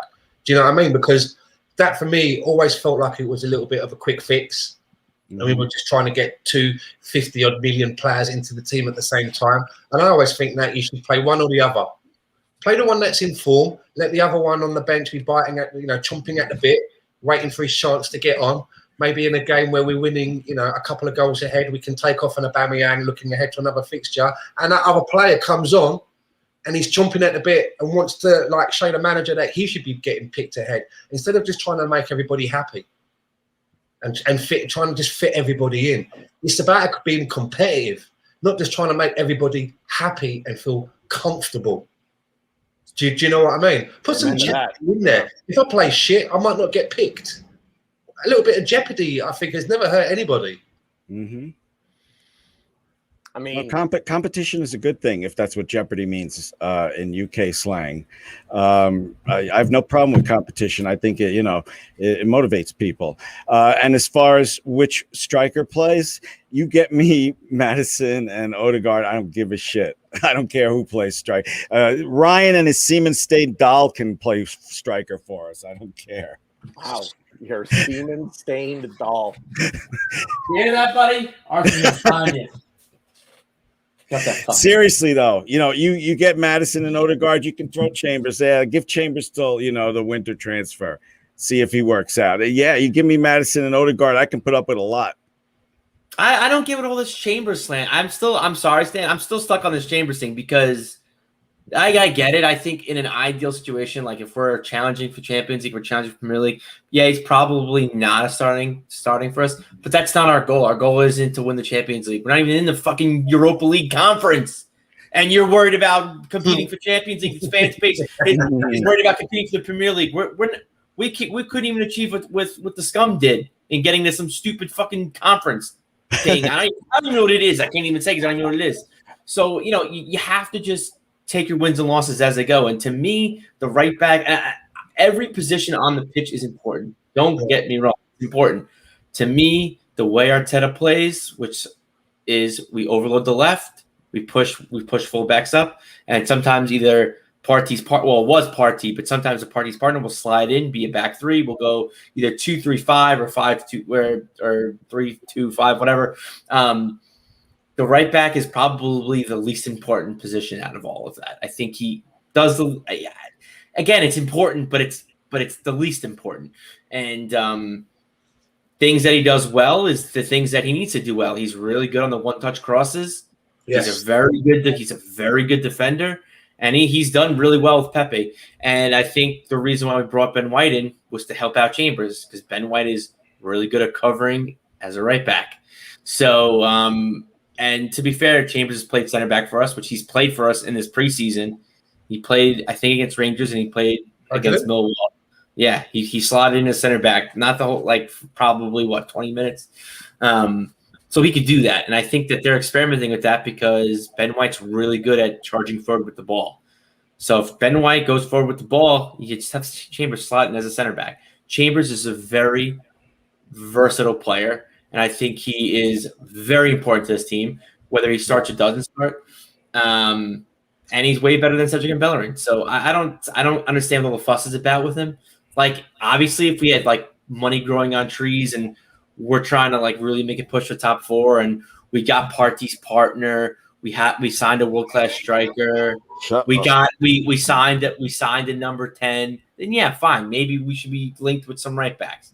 But that's not. We have. Right back again. You said it earlier. I feel like that should just be our motto for our entire show.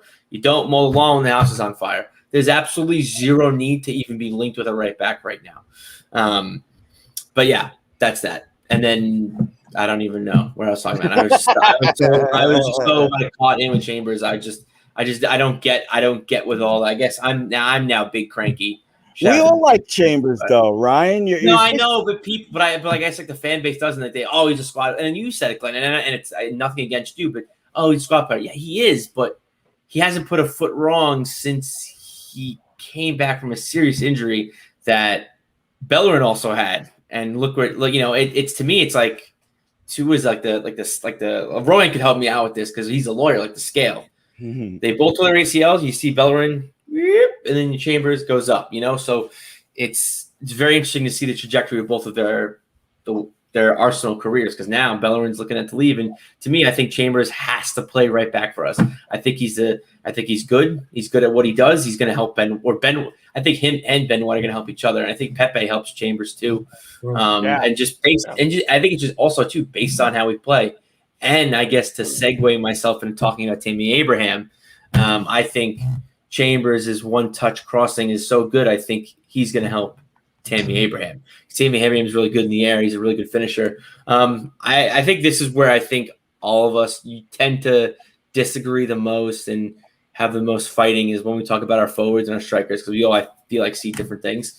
I actually like Tammy Abraham. I don't know if I would pay $40 million for him. That's a lot of money, but I do like that we're linked with him. I think he makes us a better team. But in us taking on Tammy Abraham, we need to do a lot of surgery. We got to sell Eddie.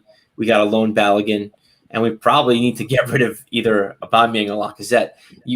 We can maybe get away with keeping them both because Aubameyang is right now he's just depth because Saka's not playing, and Martinel's at the Olympics, so we can kind of hold on to Lacazette and Aubameyang.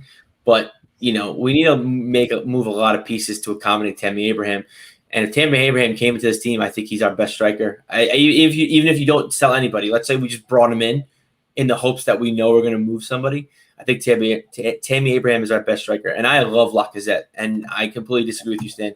He was our top goal scorer. Not that that's saying anything. I get that, but he also had the highest conversion rate in the Premier League. He had a higher conversion rate than Harry Kane. He had a higher conversion rate than Salah, Aguero. So he's taking less chances. Well, fair play. But even still, he's still scoring goals. It's not like he's not scoring, and he's not playing every game, and that's not his fault. I mean, I guess you could say it's his fault because he's not training well, according to Arteta, but he didn't start every game, and he's I still take that into consideration that he could score goals, he could finish goals, and he's a hard worker, and you could tell like in the preseason games he's working for his contract. And he wants to stay here. I genuinely think he wants to stay here. But me personally, I think he's starting to decline. So I think in a perfect world, I think you extend him for a year. You bring on like a Tammy Abraham again. Same with the Okonkwo. You need to bridge that gap. I don't think Balogun's ready right now. I think we need somebody in the next 2 or 3 years that'll really maybe not 3, maybe like 1 or 2 years. We need someone that can keep up because we need to get in the Champions League. Balogun is not getting us there in 2 years. Aubameyang, I'm sorry, I don't think he's getting us there. Lacazette, then I think Lacazette is a vital part to this team. Whether we cash in and get money for him to get Tammy Abraham or keep him on to do things. I'm a big fan of Lacazette. I think he is the best striker on this team for what we want to accomplish as a team and for what Arteta wants to accomplish tactics-wise. I think he's a very hard worker, and I think we need to utilize him more. And I think with our creativity stepping up, with maybe Partey getting into the final third quicker, I think Lacazette is going to be a tremendous help to us. And let's not forget, too, Pepe ended that season very strong for us, and I think he's only going to, again, help Lacazette, which, again, he did that against Millwall. Well, I guess Lacazette helped him out, but, yeah. I think I'm with Stan, if I remember correctly here. I think using $40 million is a bit steep for Tammy Abraham. Yeah, I said that. Yes, I like the player. I like the profile of the player, but boy, that just screams to me that Arteta is building a team that is only going to score from crosses. So it's basically. But Tammy Abraham doesn't just score from crosses, though. I know he doesn't. To be fair, he was the only Chelsea player that scored against us when they played us at the Emirates last season. He was our only goal, and it was not a cross. So it was a nice shot.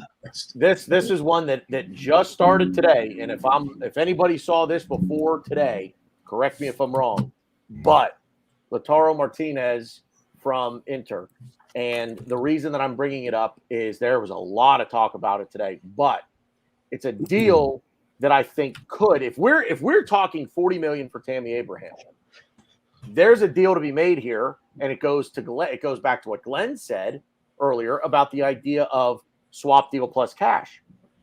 They want Hector Bellerin. We want $30 million for Bellerin. They're not going to come close to that.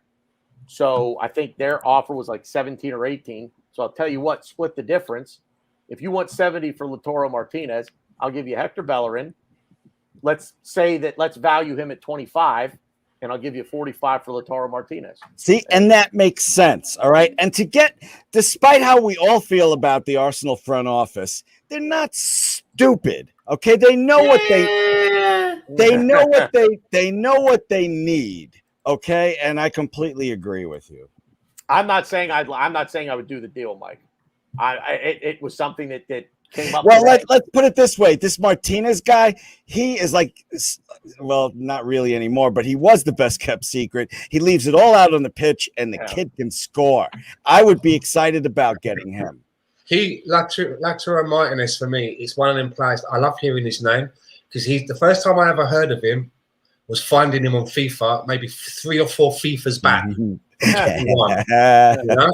know? Up there with Yusuf Atal, up there with Thiago Almada. These people that you find in a game, and then you start to hear their name in the real life, and their name starts to get bigger and bigger and bigger. And for me, I would love to sign him because it's like my FIFA dream coming true. But also, he's a fucking very good player. You know, the hype. Whoever makes the game and they look at potential and who they think is going to cut the mustard in years to come, they got it right with him because he is. I don't think that we have a chance in hell of getting him personally. I would say that he's up there with Locatelli. Those 2 signings are not going to happen as far as I believe. There's no way that we'll sign Manuel Locatelli. Another one I found on FIFA, 3 or 4 FIFAs back. There's no way that we're going to get Lautaro. And I just think that just the very fact that we have no European competition, I would say that a player of his profile, if he is looking to move away from the club that he's at, surely his destination has to be a team that's beginning to like make a name for itself in the Champions League. That looks to me where he is at, you know. He's not going to come to Arsenal. There's no guarantees that we'll get into the Champions League at the end of this season. He might not even make the fucking Europa Conference thingy-majig that we don't know what it is. So as much as I would love it to happen, and I would love to see us push out the boat and spend 70 million on someone like him, I don't ever see it happening personally. Now, I'm not saying I'm just going to defend. Yeah, I agree. I don't think it's ever going to happen. But also, too, like, I don't think the players are too as far apart as you guys are making it seem. Like Tammy Abraham, he's proven the Premier League. Tammy Abraham has a better scoring record than Martinez. So and Martinez plays in a not so good league. So I mean, I don't know. And again, I'm not saying I would 100% buy Tammy Abraham over Martinez. No. But I think there's reservations to be had about this player, and to spend 70 million again. I don't think it's gonna happen. So this is all moving away. But I really think this Tammy Abraham thing is something we need to look into. I'm not saying we need to do it, but I just and it's funny because I was at a wedding over the weekend, and one of my friends, big Arsenal fan, Ross, shout out to Ross. We were talking about Tammy. He wants nothing to do with Tammy. And his first thing he said was, which is most of the fucking fan base here, I don't want another Chelsea reject. And I go, if he wasn't playing for Chelsea, if he could have been literally, I could have told you he played for any other team in the world, you would have been like, and I gave you a stat, you would have said, yeah, let's go. Sign me up. But the fact that he plays for the blue team, the fact that he plays for Chelsea, it's all of a sudden, no, they don't do this. And then he made a comment like, oh, I don't want to fund them money for Haaland. I'm like, that they're gonna get him no matter what. Whether we give him 40 million for Tammy, get out of here.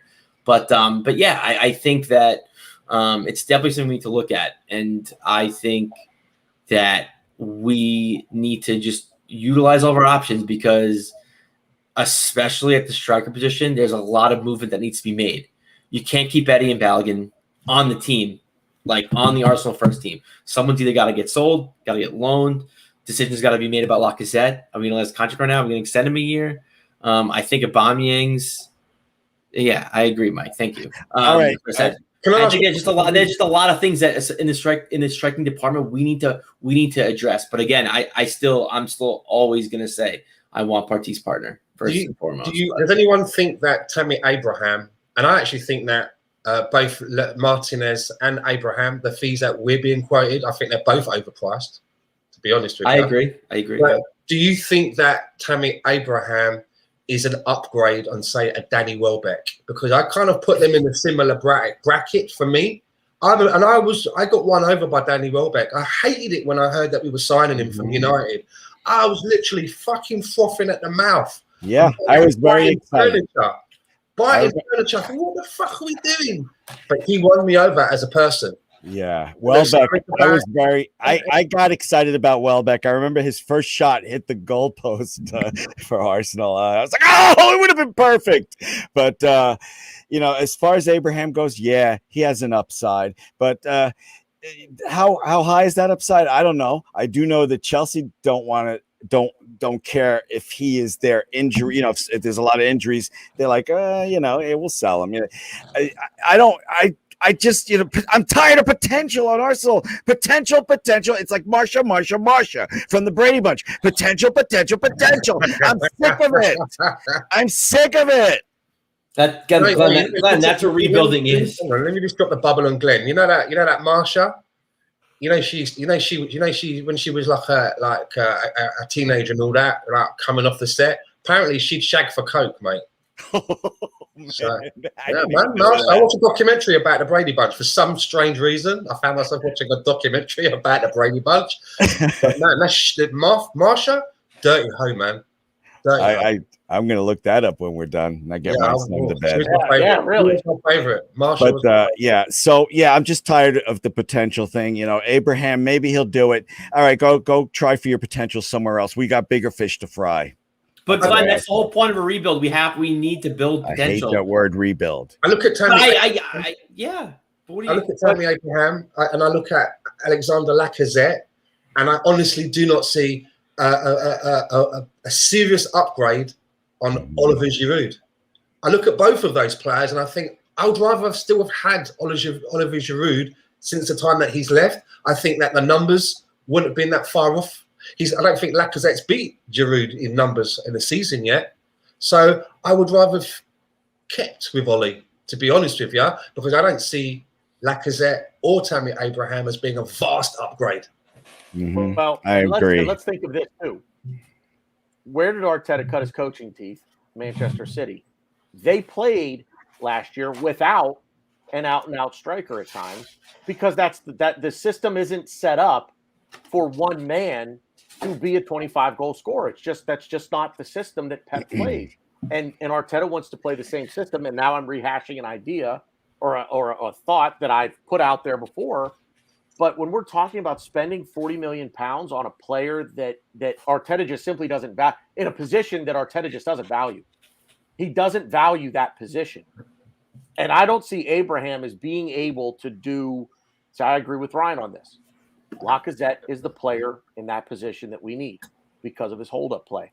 That's Arteta wants the goals, number one, to be spread out. Spoiler alert. So we were going to do some predictions next week and the week after as we build up to the season. One of my predictions, and I'll just give it to you now since we're on the topic and I just can't shut my mouth.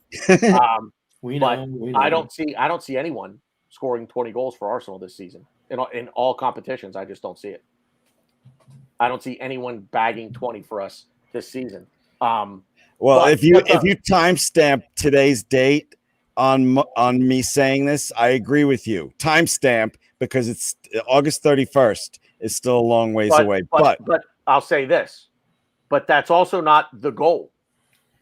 I think Arteta's goal is to have multiple players scoring 7 to 15 apiece and spreading out the goals.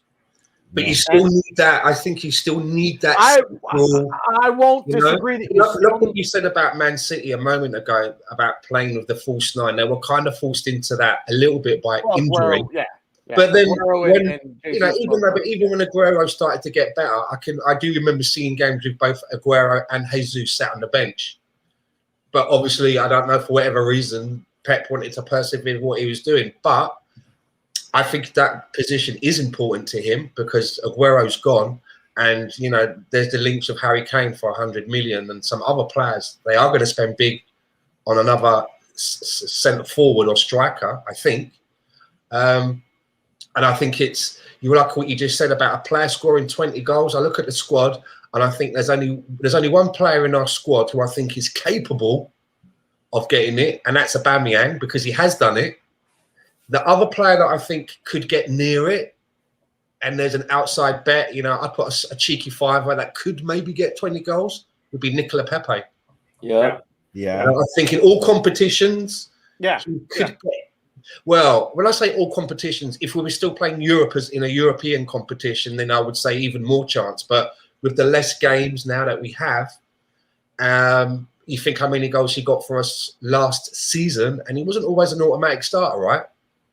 He wasn't. He done quite well, and I think he's one player that I am quite excited about to see how he's going to kick on this season. Yeah, that's. Can I just say real quick, BG? I'm sorry, because it follows up on what Stan said. Saka on the left, Pepe on the right. They both improved so much.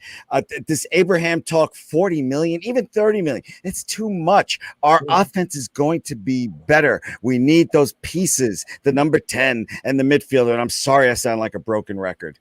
No, but you're right though. I mean, and I'm going to say it again. But even the striker position, the target man, the number 9, is in the same boat as the right back right now with building this team.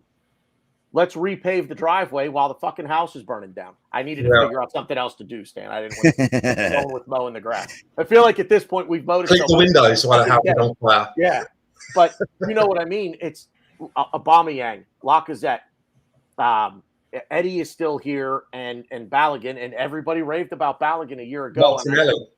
And Martinelli, and he's the one guy I always, for some reason, I always forget about Martinelli. But there you go. Yeah, and they were also training Martinelli to be a striker last year. I don't know what happened with that, but Mike Hertz brought that up on the show. Yeah, he played striker for us against West Brom, and he did not play well. But not for nothing. I don't think Martinelli's a striker for us, to be fair. No, I think he's a left wing. I'm just going with what the team was doing. I know. No, you're right. None of you guys, right? You know, because on FIFA 21, you can retrain players now for other positions. Don't tell me nobody's already. The first thing I did was like Martinelli. Oh yeah. As soon as I heard that story, I was like, "Hey, sounds good to me." I did it too. And the other one I did was for ESR, because he's obviously a cam on FIFA. I trained him up also as a left winger and a right winger, and they both. It's like a few weeks to do that from a midfielder, so I can bring him off the bench and play him anywhere.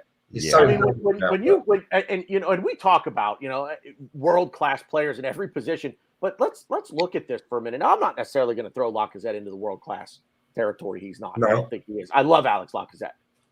But I'm also reasonable. He's not a world-class player. He can't get in the French team ahead of Oliver Giroud. Right.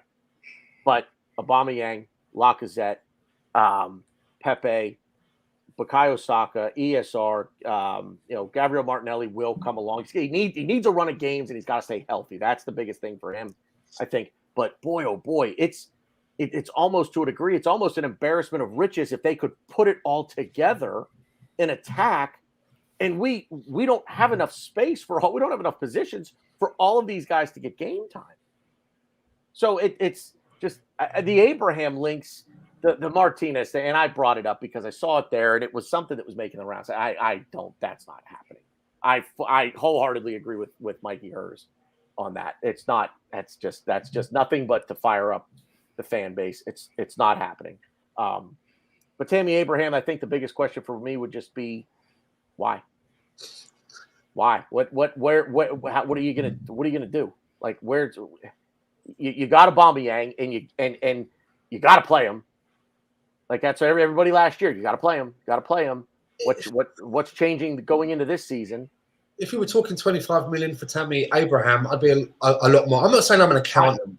And I know what every player should be worth. But just my opinion, us lot here, just chatting as we do as Arsenal fans, it just seems I would find it more acceptable, palatable, if the figure was around 20 to 25, because from 40 million. That's basically what we'd be paying for an Odegaard, right? Yeah. 40 million isn't really far off what we paid for a Thomas Partey. I'd feel a lot better with Abraham as the third striker than Nketiah. So yeah, I agree with Stan again. I would agree with that too. I would take Abraham as the third striker, but is he going to really want to come in here and play third fiddle? I think he's a backup striker, if anything. I don't know about third. 40 million. I think it's too much. I don't think it's too much. And I think you said it, 10. I don't know who said it, but I don't think he's a significant enough of an upgrade to make us better. And I agree. I just was floating it. Okay, I was just floating it out there. I know a lot of people are really slating him in the chat room. I don't think he's as bad as people are making him out to be, but I still prefer Lacazette. Granted, I think Tammy Abraham's probably a little more athletic. He's a lot younger, which again is kind of going, with our motto for our team. But I don't know, and I think it's funny because I was talking to one of my friends, Greg, who is watching. I was like, I just be ready. I might be shitting on Aubameyang tonight. But we haven't really even talked about him, and I'm not gonna bring him up just to crap on him, but I'm gonna. I think if we're getting rid of strikers, I think the first person we need to consider is Aubameyang.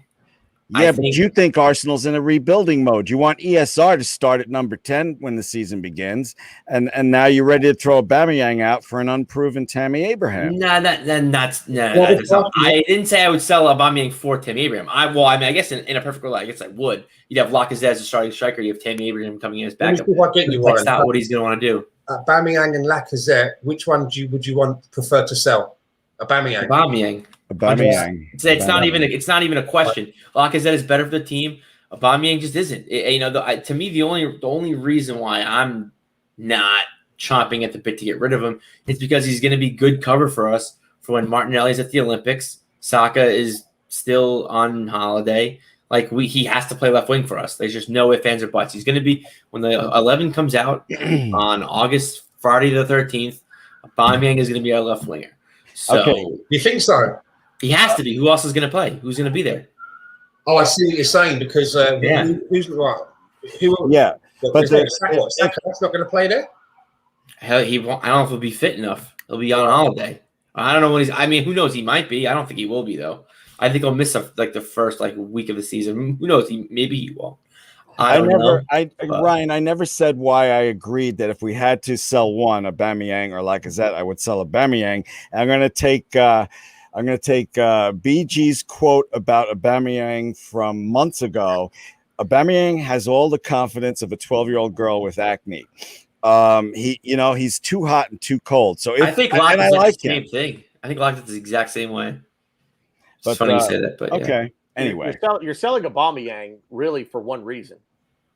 Well, for two reasons. Number one, and I think first and foremost, you're going to get more money for him. You're going to get more money for him than you're going to get for any of the other two that you're going to say. You're not selling Balogun because he's thought of as the future of the club. You think you'll get more for Aubameyang than Eddie? Yeah. I mean, you're not going to get 20. Nobody's going to give you 20 million for Eddie. The best you're going to get for Eddie's probably 15. If anybody gives you 20, they've overpaid. Because what on earth has he done that's worth 20 million? Then again, look at that kid that went from Liverpool, right? Where did he go to? The kid from Liverpool. Went to Rhian Brewster. Yeah. And they got, what did they get for him? 20 million? 20. I mean, it's ridiculous. I mean, I think they overpaid. I think that's the other guy, Solanke. He went to Bournemouth. Oh, Solanke.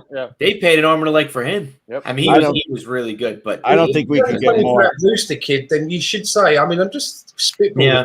You should say that Eddie you should be at least worth an extra 6 or 7 on top of that, right? More experience. I cannot see us getting more than 25 or 30 million for Aubameyang. There's this running thread in sports right now when it comes to running thread.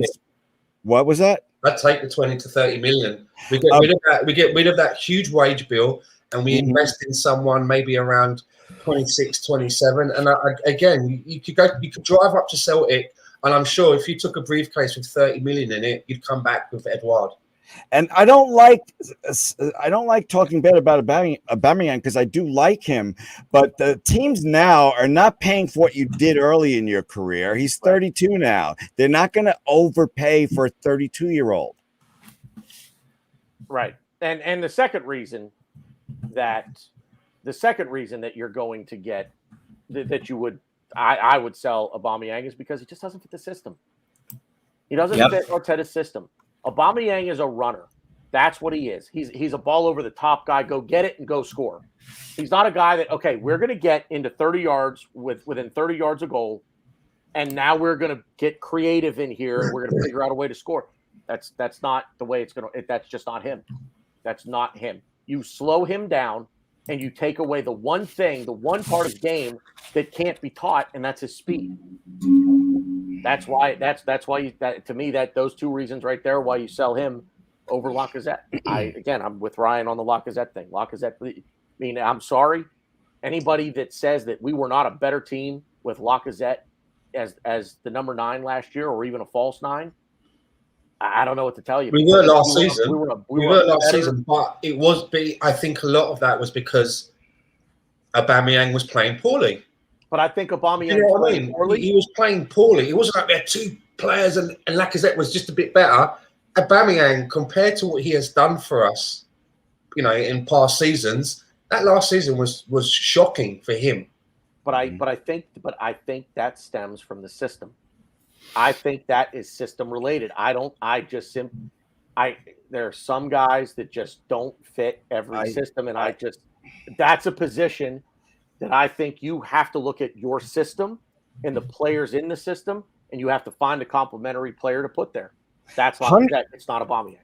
I 100% agree with Lacazette is a better player than Aubameyang at this current stage. And you guys all bring up rightfully that, we were better when Laka was starting. Remember the season before? Laka was our player of the season. So, the stats and the form all say if you have to sell one, it's Aubameyang.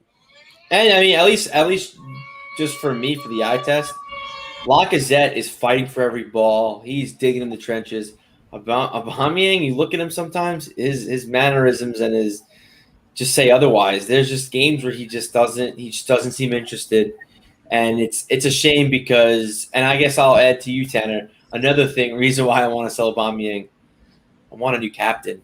I'm shocked we haven't named a new captain. We need new leadership. We need give it to Tierney. I bet Rohan's ears are fucking burning with this. Yeah. Guys, I have to go. It was a pleasure as always. Are we back now, BG? Is this an every Tuesday thing? Yeah, we're going to get back in every Tuesday. As long as you're here, Glenn. All right, guys, take it easy. I got to go. I'm sorry. All the best, Glenn. Thanks, mate. Real quick, somebody put up a question here. Now, I don't know if this is a legitimate question or not. I don't know if this is if you're being tongue-in-cheek when you say this, or if you're asking the question, or if you think you know what the answer is and you're wrong. But who scored the goals for Arteta's system? Well, ladies and gentlemen, it was Alex Lacazette. And Pepe. That's who scored the goals for the system. Aubameyang had 10 in 29 games played. Lacazette had 13 in 31 games played. Nicola Pepe had 10 in 29 games played. So he and Aubameyang were tied for 2. But Alex Lacazette, he was your top goal scorer last year with 13. And to be fair, if you look at Lacazette, what's that saying? I just think it's because Aubameyang had an off season. That wasn't his usual, what we expect. Unless we're saying then that it's over now. What we're now seeing last season, this is now going to be Aubameyang moving forward. Then we're in the fucking brown and smelly big time, and we need to make a change. Or was last season a blip, right? He didn't like the haircut he had for part of the season. He had problems with his family, this, that, the other, COVID, malaria, Or it's one or the other. Or he's fucking done. A bit like when Fernando Torres left Liverpool and he was never able to recapture what he did at Liverpool when he went to Chelsea, even though he did score quite a lot of important goals for Chelsea. But it's a gamble. And who's going to take him on the sort of money that he's on? No one. There is no one out we're there not selling him. come even close to what we're paying him, right? Not even close. I would say that he'd be lucky to get 150 grand somewhere. Right. He'd be lucky to get 150 grand a week. Yeah. You know, I mean, and he's not going anywhere. that's a huge decline from what he's getting now. So we're stuck with that. I guess to Stan's question, I don't think Aubameyang is going to have the season he had last year, but he's not going to have the season he had 2 seasons ago, right? Where he was tied for the Golden Boot. He's going to be somewhere in the middle, and I know they're the striker, so you have to go by goals. I get it. Lacazette does so much more than score goals for this team. He's just a worker. He wins balls. He wins us so many free kicks right outside the 18-yard box. He's very important to this team. He's more of a team player. He also, too, when they interview all the when they interviewed Saka, when they interviewed ESR, I think when they interviewed Nuno, not Lukonga, I don't think, but they were like, oh, who's the guy? They said Lacazette. Lacazette is great with the younger kids. He's got a chubby for the kids, and that was Jimmy Savile, but that's another story. So I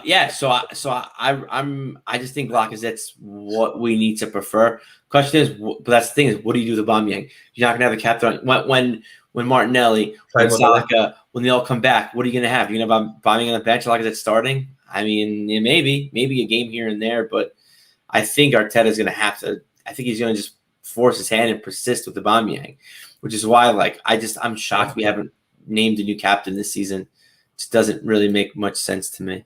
I look at Richard Garrett's question in the chat box there. Odison Edouard is linked to Brighton. Can you fucking believe it?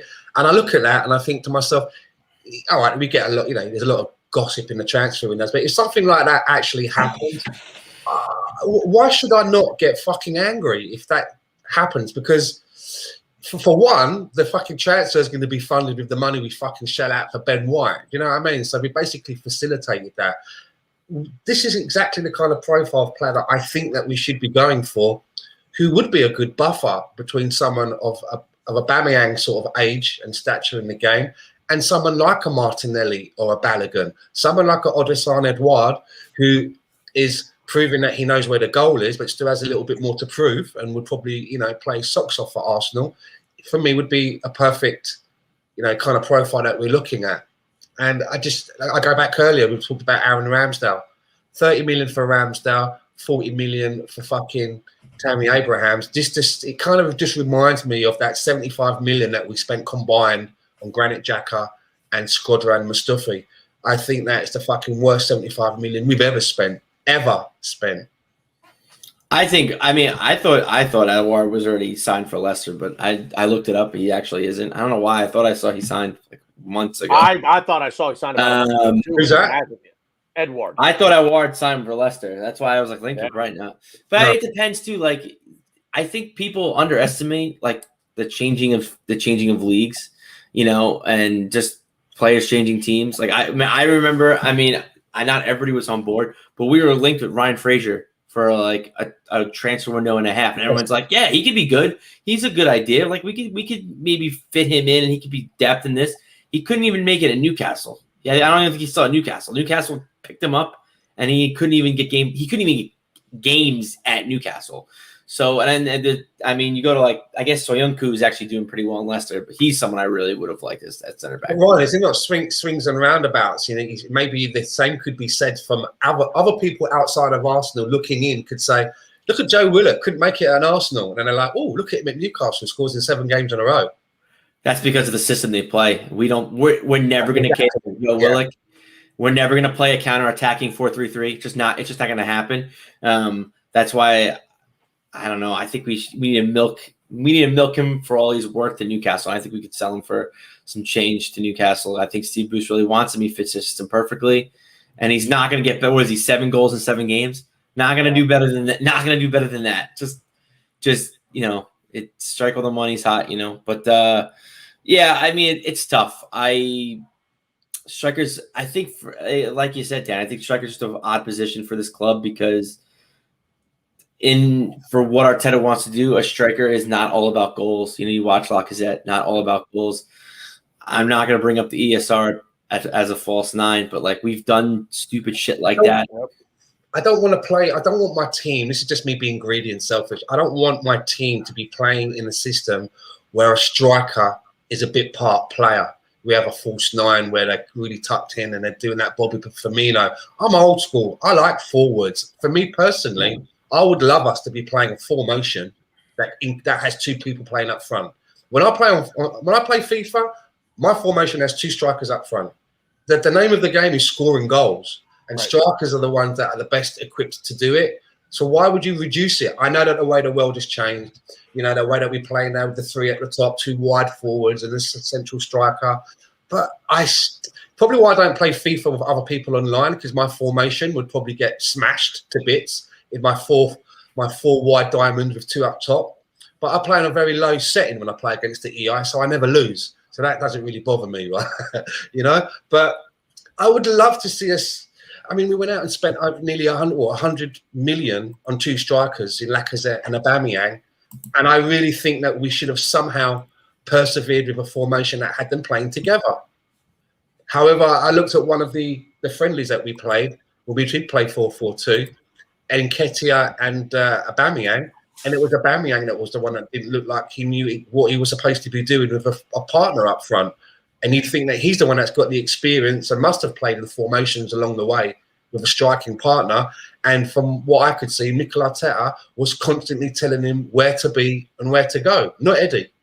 So, because Aubameyang is he's one style of player.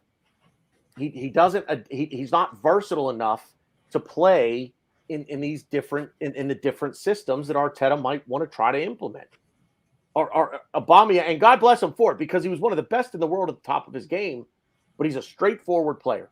That's what he is. It sucks too, because if you look at like for instance, what he did against Millwall, that bicycle kick was phenomenal. Hit the crossbar, Chambers bangs in the rebound. He's still capable of great moments and doing great things, but it's like Premier League. You look at like all these X factors. It's like those are going to get less and less. But the fact that he can still do those things, I'm not saying he's a bad player. I still think he's got some fuel left in the gas tank. But based on what we want to do and it being the hardest, fastest league out there, I don't know. I think we should just roll our dice elsewhere. Yeah, absolutely. Yeah, absolutely. To me, it's a no-brainer. I mean, it's just not a position of need right now. I don't think. I mean, I'll put it this way: I would start Lacazette. Lacazette would be my starter. He's the guy that's and Aubameyang at the beginning should probably start on the left wing, because I don't think that Saka is going to be ready to go in 2 weeks or 2.5 weeks. I just don't think he's going to be ready. But eventually, you drop Aubameyang, because Lacazette fits the system better. The system is more productive with Lacazette in there, not Aubameyang. But I'm not mad about Aubameyang coming off the bench. If he's the number 2, I'm not upset about that. And by no means am I saying, and I've said this before, number 1, I don't think that Alex Lacazette is a better striker than Aubameyang. But I think Lacazette is a better overall player. Team player. I think he's just a better overall player than Aubameyang. But Aubameyang he does one thing. His job is he does one thing. That's score. And in this system, because he's a very specific type of scorer. If he's playing on the left, what's he going to do? If he's playing on the left wing and he's got the ball on his foot and he's taking a defender on one-on-one, what's he going to do? He's going to cut to the middle, put the ball on his right foot, and go for that, and either try to curl it in near post or bang it in far post. Lacazette is a guy that's going to hold up the play and create and hopefully create space for other players to run in. Aubameyang's just not going to do that. And in Arteta's system, I think, especially the attackers have to they take on multiple responsibilities. Aubameyang just doesn't do that. He just doesn't do it. He's a guy that just my job is score goals. I'm not doing anything else. My job is score goals. But I don't want it to come across like I don't like Aubameyang. I just think Lacazette, it goes back to system. That being said, I don't like the system. Said that before. But we're stuck with it. It is what it is.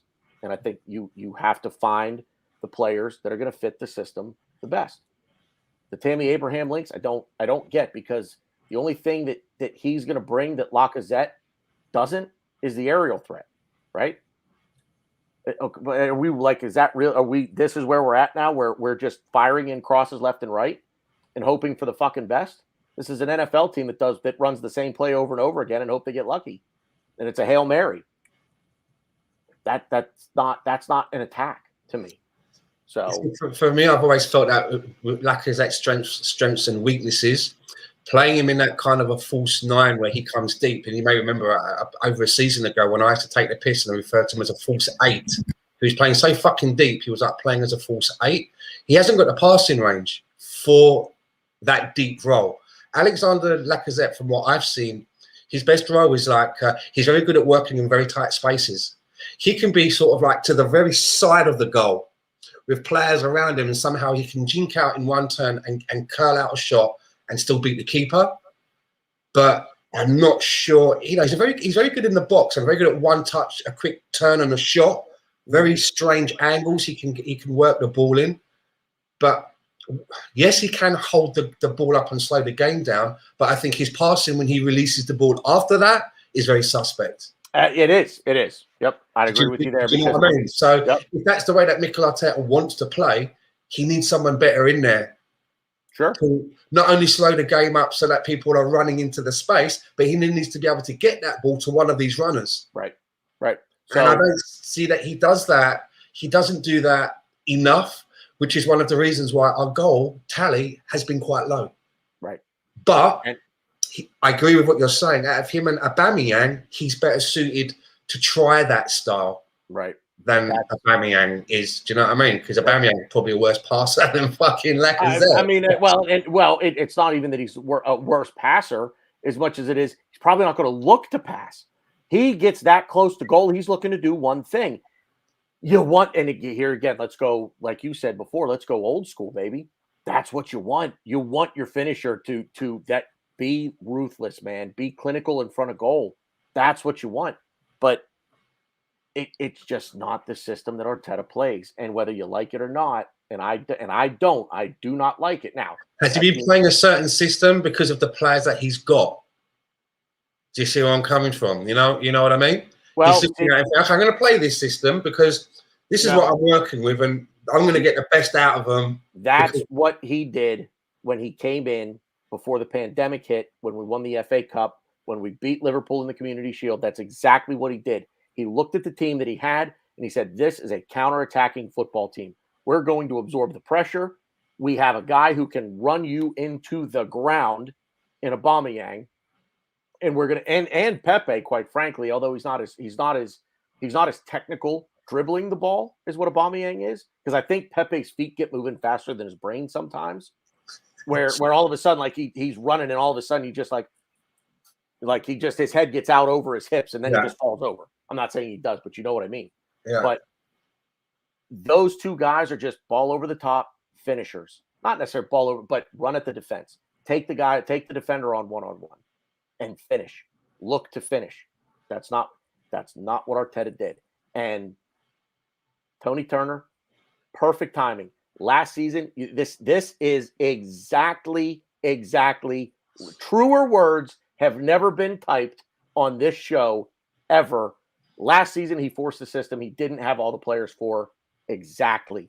That is exactly right. And that is why this was not Aubameyang hitting a wall and his talent starting to decline or his energy or anything else. His ability start. That's not it.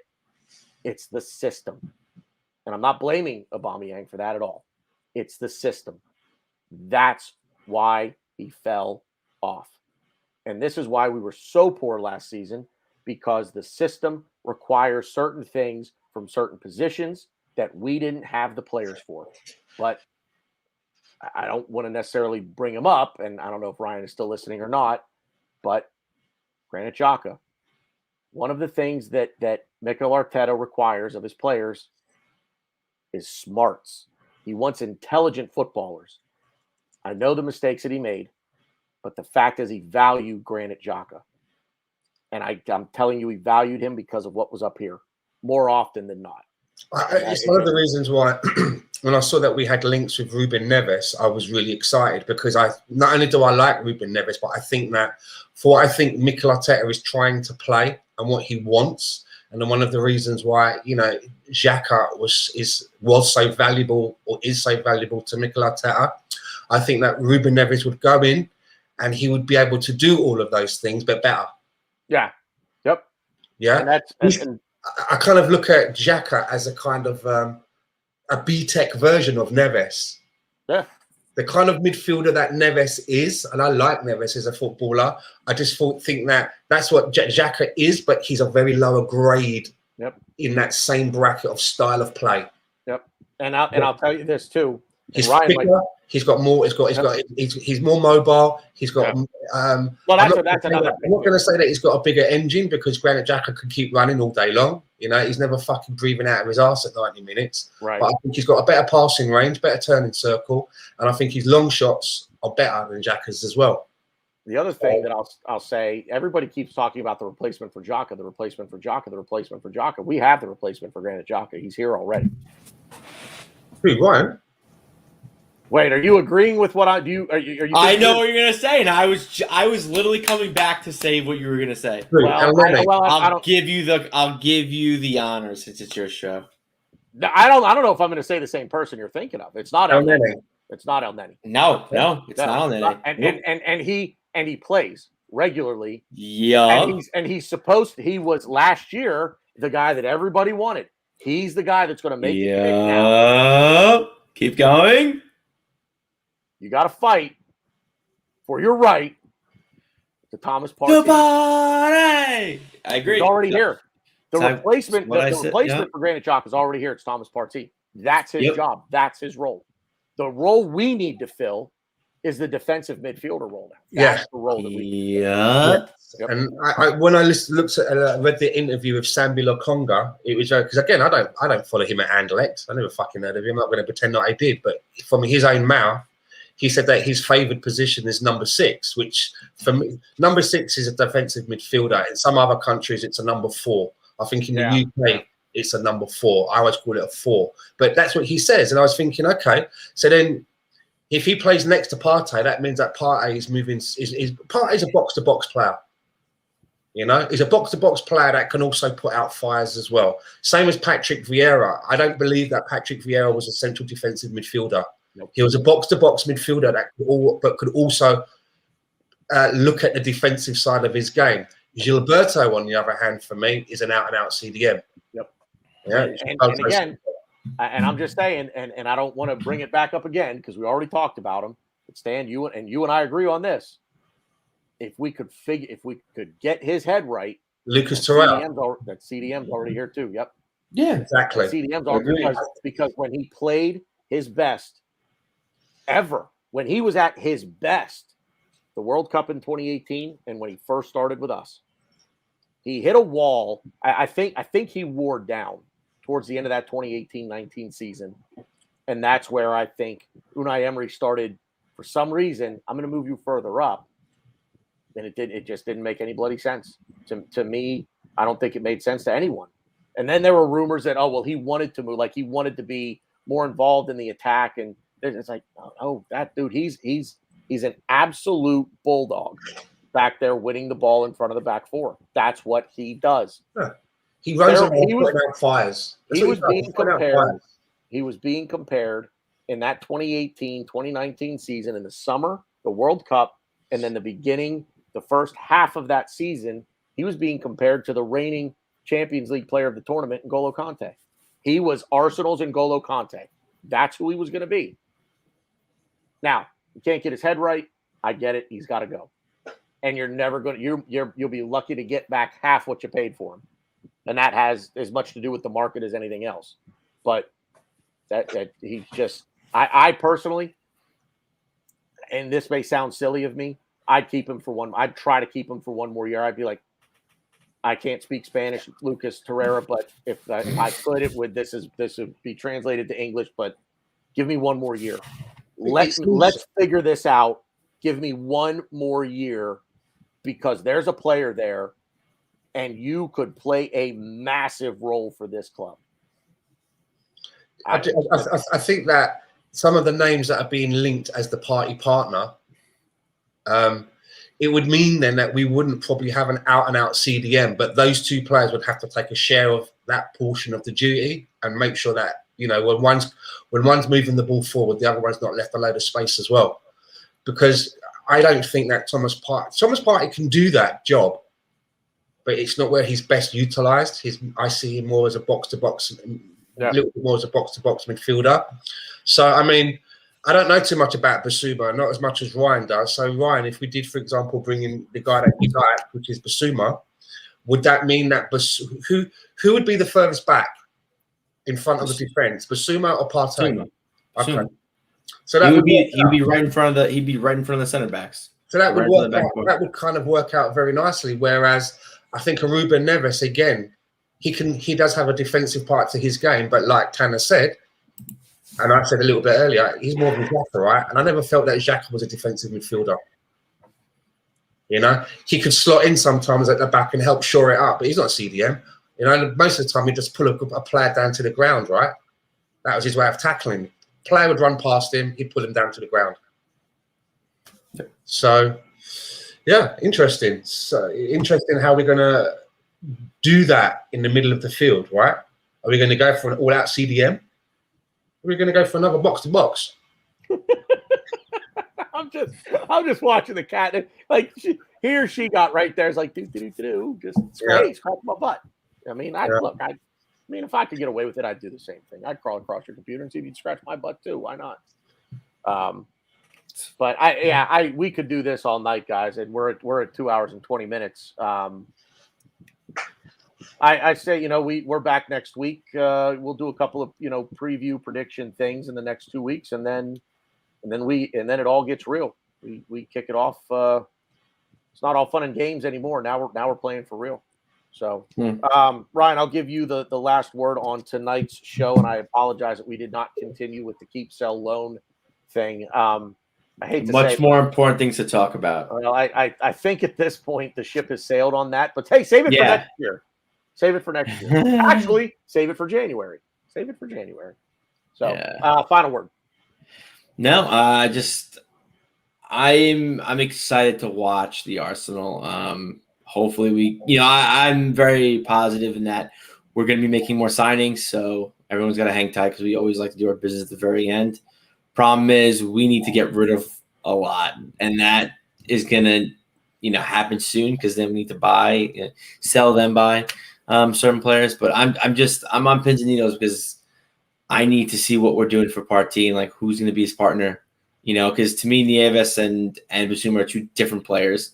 So it's going to be interesting. I have a strong feeling we're not getting Bissouma or a Bissouma type player. I just don't think that's the way we're going. I think we would have been linked with him more if we were going in for Bissouma.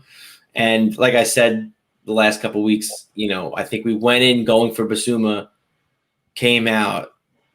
Ben White, yeah, all right, yeah, cool, we could use him. Let's get Ben White. So I think the Bissouma thing's kind of done, sailed, but but there's still players out there that we could secure that would make us better and help us out. And Nieves, although a different type play than Bissouma, I wouldn't hate. So yeah, only time will tell. I'm excited to watch us play Chelsea in a friendly on Sunday, so that'll be fun. Yeah. Stan, shout out the chat and final word. Yeah, man, we had quite a lot in there tonight. You're Not Sentiment FC, Tony Turner, Ryan, Benjamin Bell. That's a new name. Don't know Benjamin Bell. Also, Richard Garrett's not a name that I've seen any before, but he made a lot of good points this evening in the chat box. Mm-hmm. The Return of the Cat. There you go. Mike Mosley. That's decided right about Return of the Cat. Yeah. It is. Who else was in tonight? I can't scroll back. Yeah, I know Mike Mosley and Ian Matey, and I'm sure I saw Benjamin in here earlier. Mm-hmm. Benjamin, I hope I've not missed anybody out. Let me just scroll back. Yeah, I think that's mostly it. Gary's in there. Rudy Sarkar's in there as well. Mike, who's just left. But my final thoughts is, again, I'm just going to say, we've got 3 weeks now until the transfer window shuts. Let's just try and keep our shit till then. Yeah. If when that transfer window shuts, if we haven't done what we've needed to do, I'll be out there rattling my saber with the best of them for sure. Because that's what we're going to be left with for the rest of the season. You look at a player, you look at a player like Willian. How do you pitch that to a buying team when you want to sell him? Excuse me, would you like to buy this mistake that we made? It's very hard to frame how you actually get rid of a Willian because everybody's seen what's happened. Everybody knows that we've made a big blunder. So we've just got to hope that we can get nibbles for a Kolasinac, a nibble for a Bellerin, and try and, we don't want to start next season with players that know that they're not wanted, and it's just gonna. Might be a bit of an atmosphere around the place. We want to make sure that that's not going to affect any of the hard work that needs to be done. Especially, we don't want our younger players seeing older players who are training because they're a bit pissed off because they know that they're not really where they're supposed to be, so they're not putting maximum effort. But the younger players just see, oh, is that how we train? You don't get in that. I want that away. I want all of that kind of stuff away. Any sort of negative feeling, and let's really try and hit the ground running. We've got a couple of really good friendlies coming up, haven't we? Chelsea, I think Ryan mentioned, and also Tottenham. It'd be good to see how we shape up against some of our rivals, but I'm not losing my shit until that transfer window shuts. Yeah. Well said, guys. And obviously from my standpoint, thanks to these three guys, Glenn included, and there's four guys, Gary moderating the chat for us. He had to dip a little early. But always a pleasure to be on with you guys, chat a little footy with you. We'll be back next week, 9:45 p.m. Eastern time, 6:45 on the West Coast. We'll probably be late again. And again, why not? It's just all the cool kids are late now. So that's just the way we roll.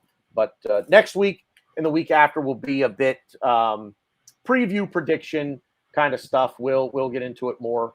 Hopefully we have some more transfers to talk about, potentially talking about Ben White being confirmed, although I would say that's pretty much a done deal. But join us next week, same bat time, same bat station. If you are not already, please subscribe. Give us a thumbs up. Give us a thumbs out on your way out the door if you haven't already. But if you're not already subscribed to the channel, no matter which channel you're watching on, be it Same Old Arsenal or be it BG Media, please drop us a subscription on either one or both, preferably. That would be great. That's all we got for you tonight, ladies and gentlemen. Thanks for staying with us, sticking around for 2.5 hours. We're out of here. Good footy talk. We'll see you out there.